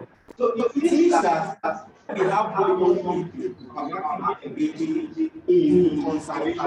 Imagine we have kind of campaign like this that is only towards ocean conservation, environmental sustainability, or climate justice. We can really agree with me that to make so much impact. So you have a role to play and it really matters. Please. Okay.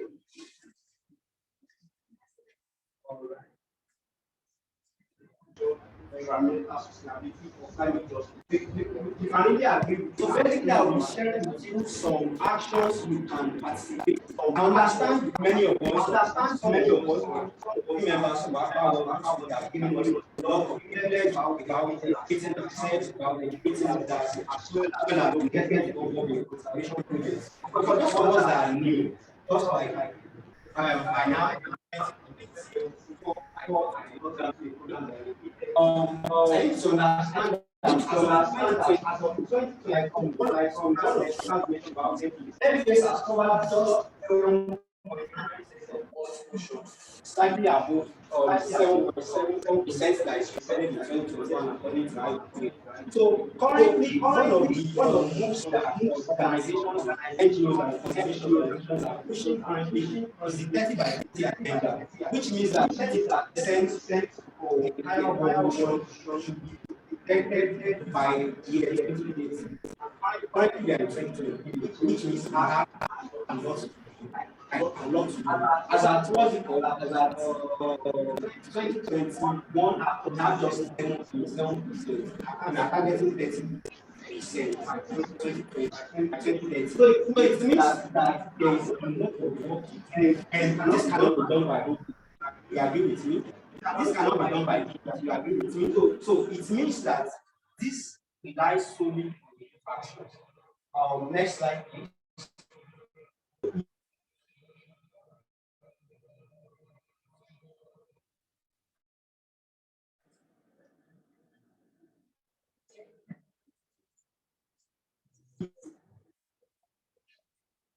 While we are waiting for the next one, I would like to share one of the slides to inspire the information.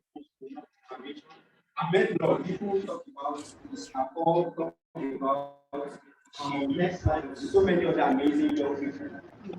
I think one of the persons that motivated me was on Congress. I've met these and so many others. I think one of the challenges that on Congress, their lives under this challenge.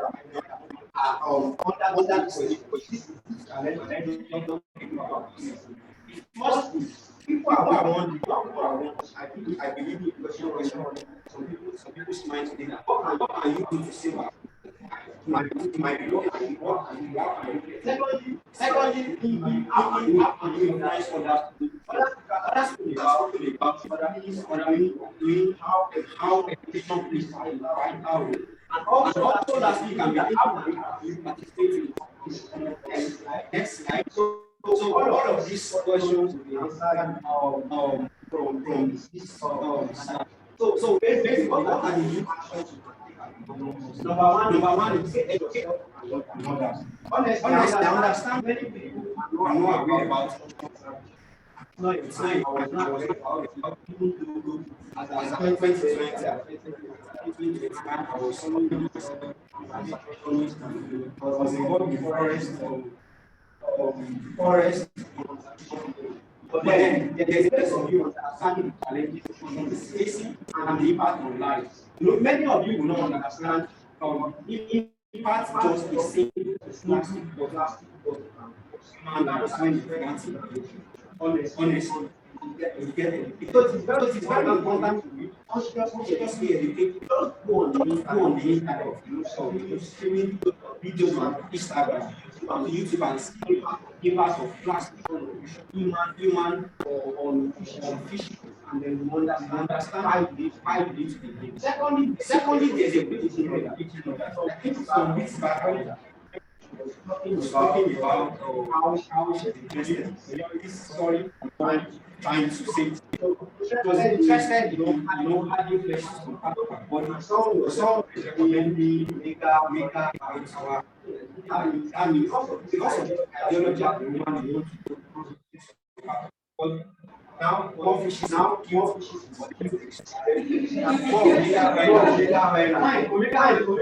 very good diet. But you know, when we begin to add more inventions, more education on demand for this it means more fishes will be content for this. So basically, when you educate yourself, one of the things helps you to be consciously in life that conservation oriented. Personally, for me, when I started to get to conservation work, I never thought my diet would be very good. Which yeah, but out of out that like conservation. And funny enough, I remember last during this time I was in Austria for an internship program, and then I wanted to travel to Italy, and I booked a flight. And the company I was working for, every time I was traveling, they had and they were talking about and how this for example, we have discussions in flights that the institutions in places like our having countries like Italy, like Sweden, even Germany that were close by. Every part of that company cannot take that company, to countries like that. And I began to wonder how much more here in Nigeria, someone wants to travel from Lagos to Akure here, like someone wants to go from close places and then you are taking flight. Honestly, I think it is important that you get educated. I didn't know it was a big deal. I learned from that company and said that okay, in my subsequent journeys, if the place I can go with train or places that would not value the flight, I will consciously do. And so busy at times I have big travels because of where and all that. So basically, when you educate yourself and you educate others, it means you are contributing so much to ocean conservation. Join organizations that are raising awareness in communities. And today I was so glad to meet my boss. I've been seeing what blogging Nigeria is doing. I have several friends across universities in Nigeria. Blogging, and I joined some of their social media channels. These organizations are doing so much. On Twitter, I have friends that wake up every day, blogging, and organizations are doing small social. I believe so much in what I have friends that don't wake up every day because Paul educated himself and now he's educating more other people. This power can reach out to 10,000 people. Imagine what all of us here can do collectively. If we can educate ourselves and begin to take action, Secondly, consciously engage class. That's the dictating for that. If it's a cultural, if an accept and the leadership use. I was so glad if you use it. If you reach my house, you see several plastic bottles that I use to recycle. I don't throw plastic. If I have to do it, I get plastic. So consciously live a life that reduces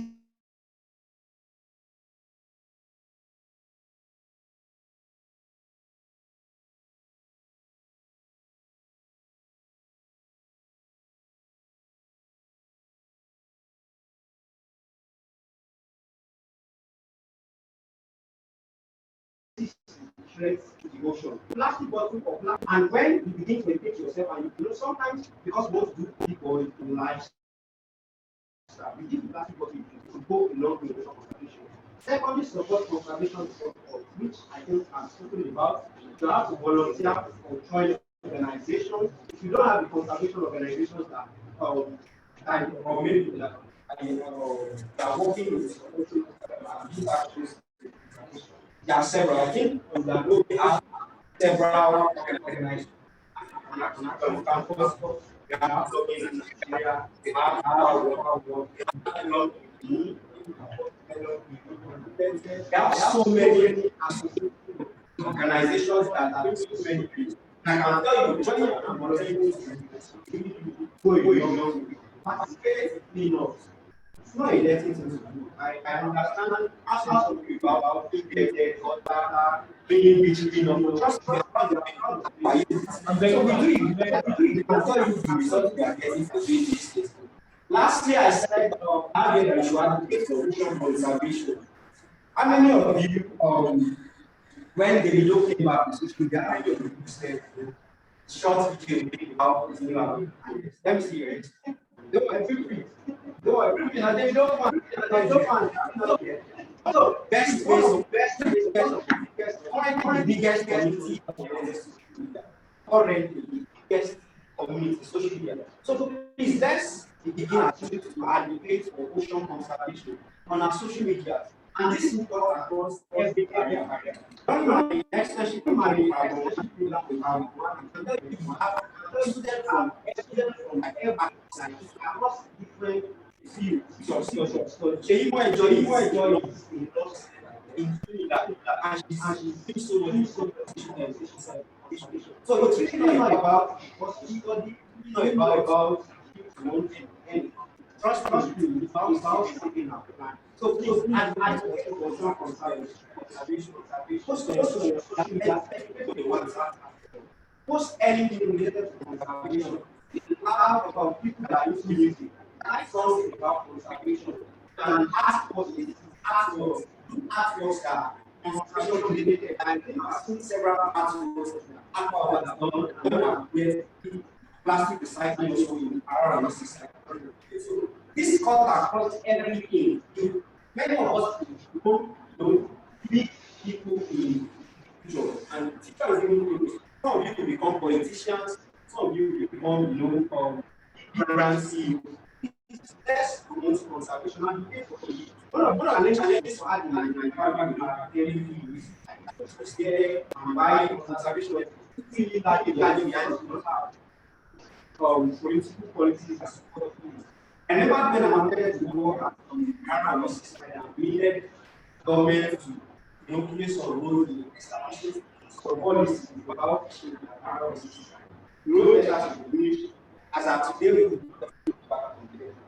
So how much more have young people that this consciousness about the environment and ocean conservation on how some of us will be political questions for example, like I'm so much in politics and I've been telling people I've been campaigning now 3 years ago for this. So imagine how likely to get into that option. It will have so much impact in establishing, conservation policy in the political space. So next slide. So please, I'm so another way is that you can create an eco-friendly article.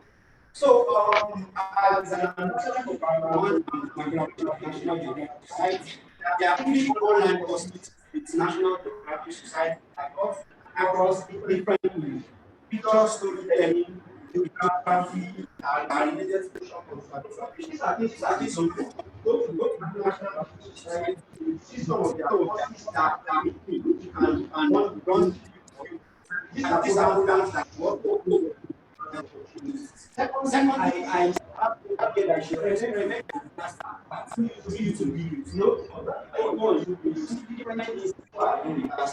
instead of training those class, you need to find your honest. Imagine how beautiful Sarah versus her different athletes. So just explain that. So if you are having on YouTube, you see pictures of pleasure, beautiful crafts, plastic bottles. And lastly, I said, one thing about local organizations. There are several conservation organizations like those anywhere across family stages, they have five states, they have plugin like several which you can study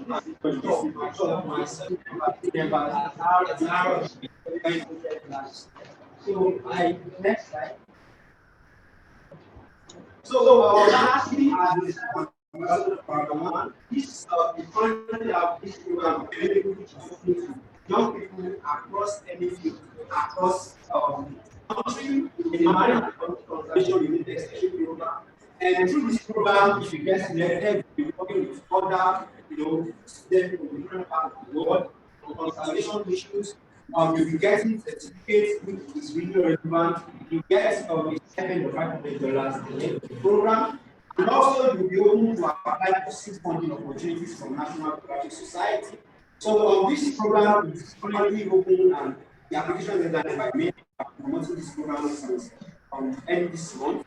So, if you need guides on how to apply for this program, check my YouTube guide I made YouTube. I have YouTube channel, some access. You see other videos on this particular video application guide.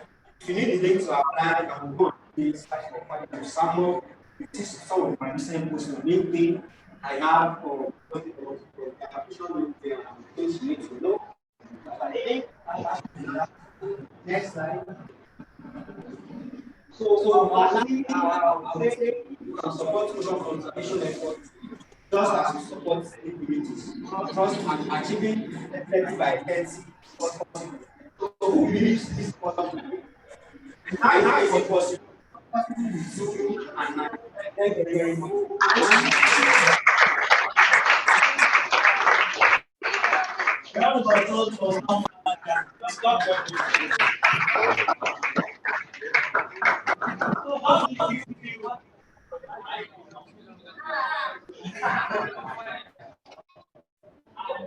Do you know who was happiest?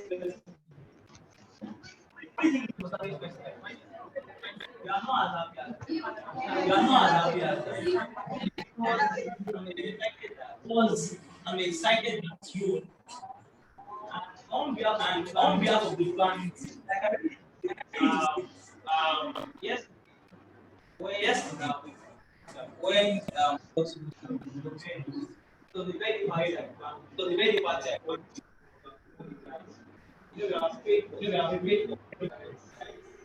what we do here,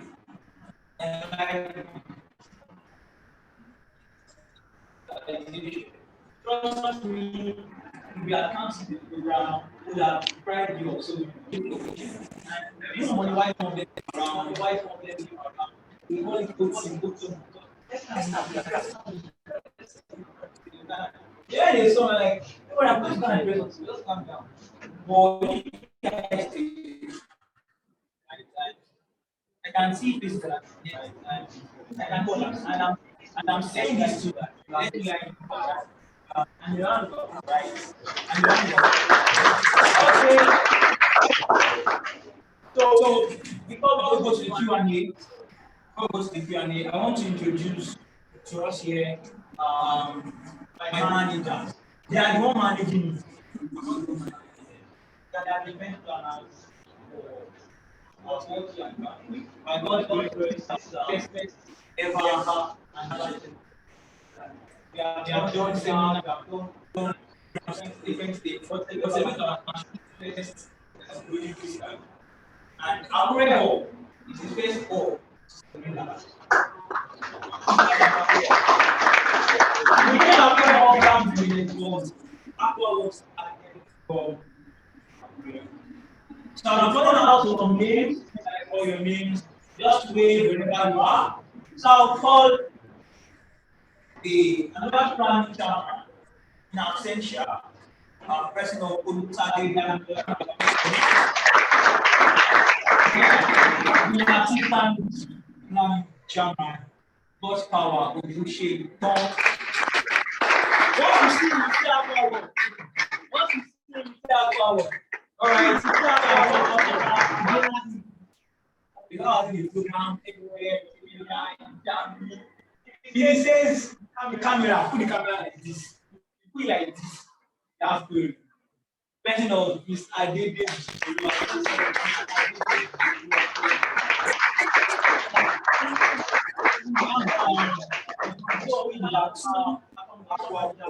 Was the welfare coordinator for this anniversary.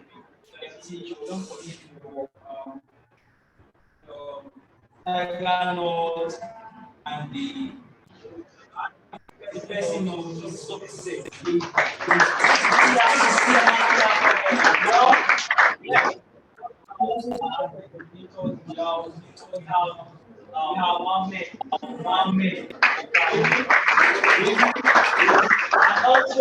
And also, we have our man, two bodies in one, the blogger, also two bodies in one, the blogger,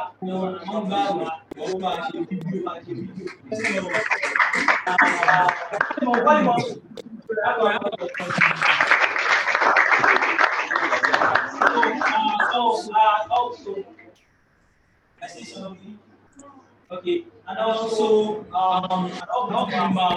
came all the way from Lagos State.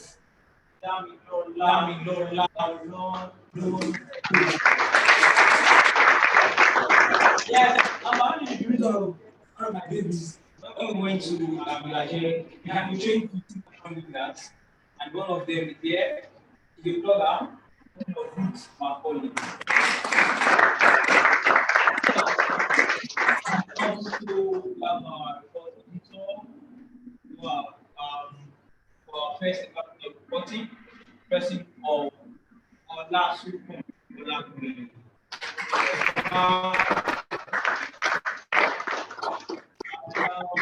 Also, the research for the ocean data project, person of Isaac. Yeah. So thank you so much for the Q&A. Please, your refreshments for me. Okay.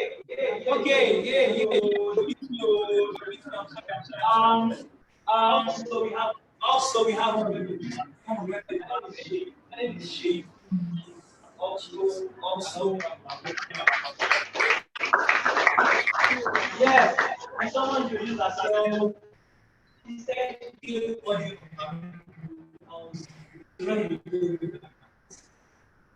She happens to be one of our time of She joined us for prayer.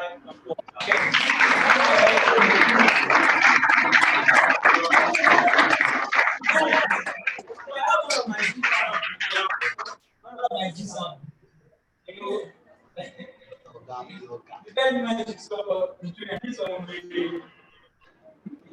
Academy so all of my Jesus person of drama.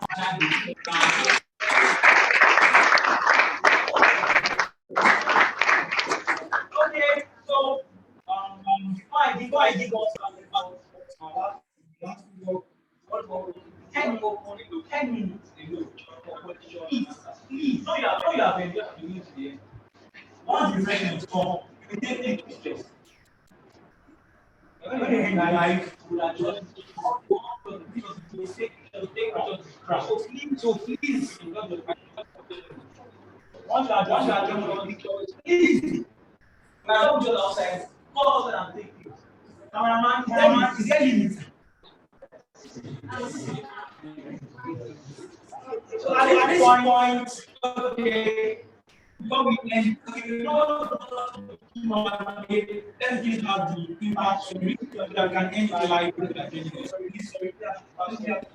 So, alright. So, after we like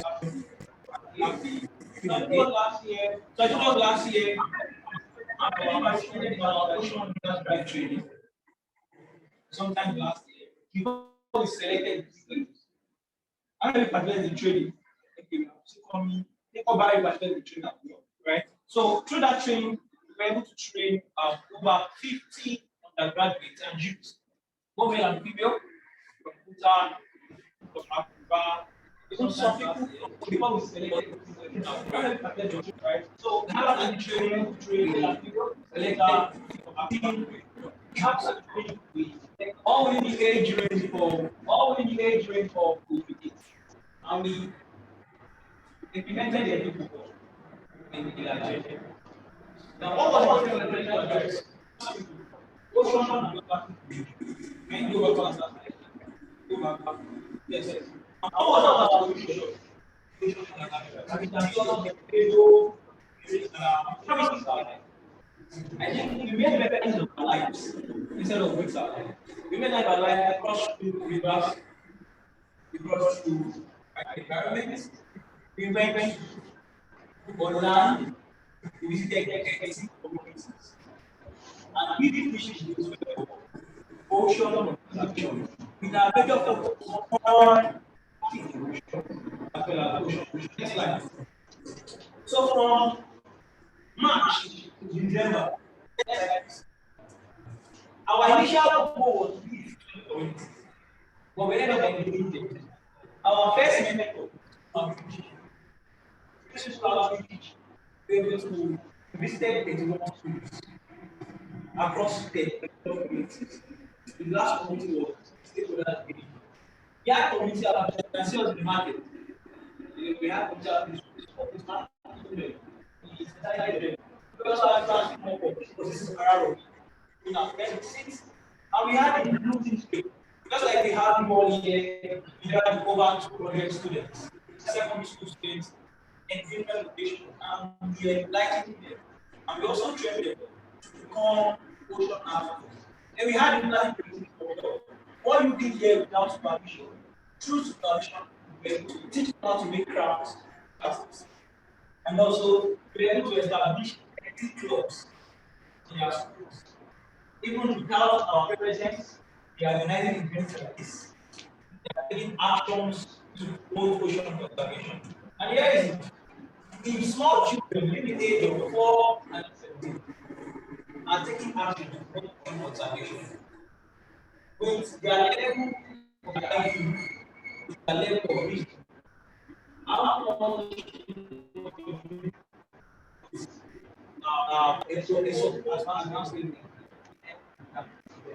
all right.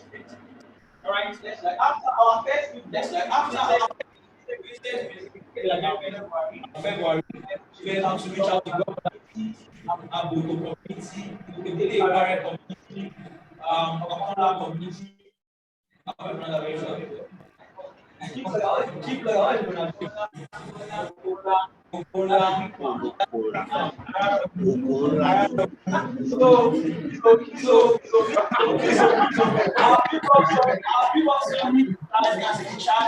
very soon. We are going to publish this report. You can extract data. You can use it to get information. Once this story, we share with you. You're ready for our network already. We send you newsletters. Can I access this? And reference it. Our second figure, yes, it's like we're going to reach out to IATO community. This is the community I said is part of the world. Yes, and women community. You'll be like, this community. And look at the number of people. It's more. Mali, Ebola. So we have our data. And our third people. Our third people, please. But yes, we visited Aido again. And it sounds good. Do you know that we only have one beach?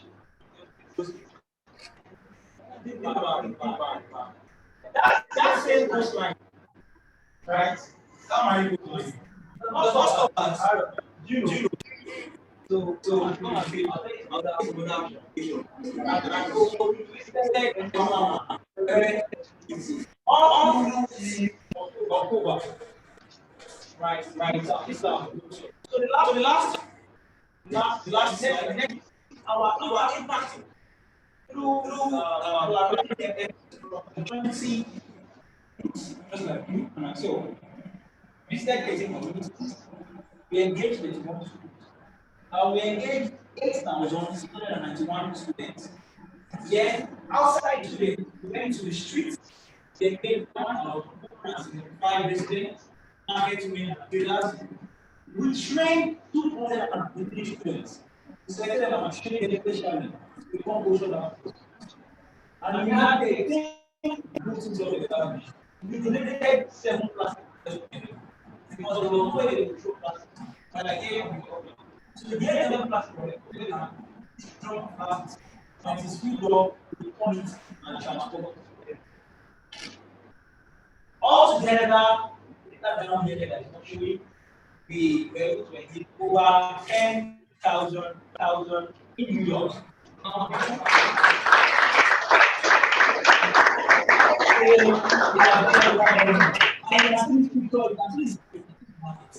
This is one of our options. Stand up, talk about it. We can go. You can see this today. This is where if I go. That's the big parties. All those man, we get round up. When we get to the channel, we enter the water. So our planet. When you see people doing these things, don't say just believe that they are promoting the future of our education. And lastly, meet our awesome last night. Awesome team members. The project coordinators, project manager, who is our director, project manager, communication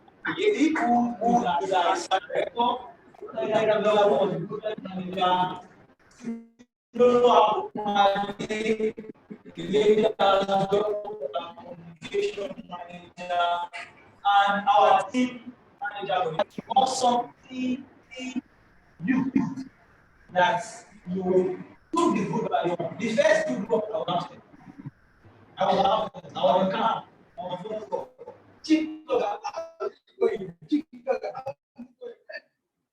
And awesome people by the color Ojo, Kola Shade, Emmanuel Oluwadola, Deborah Fakunda from AAU, Kola Shade the graduate, Friday Omoshola, awesome people by the Isaac Joe, Deborah Fakunda from AAU, Aisha Boyeni, Amole,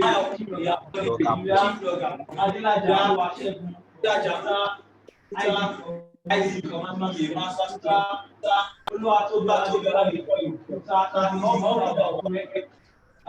Aziz, also a graduate of those states, Macaulay, who is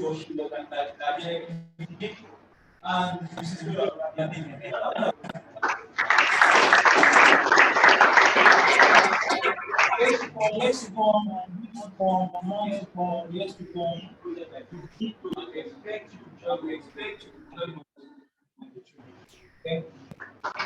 Alright, the last session, you and me. Please tell to all our virtual participants. Thank you for part at this point. Say bye.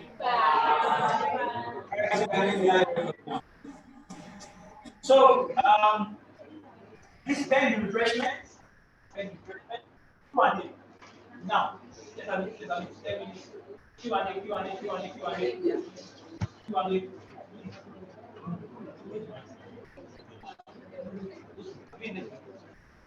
I'll stop this. I'll stop this. Yes. No, I've not cut it off. Oh. I want to. Yes, if you have question, raise your hand. If I stop meeting, if I stop recording.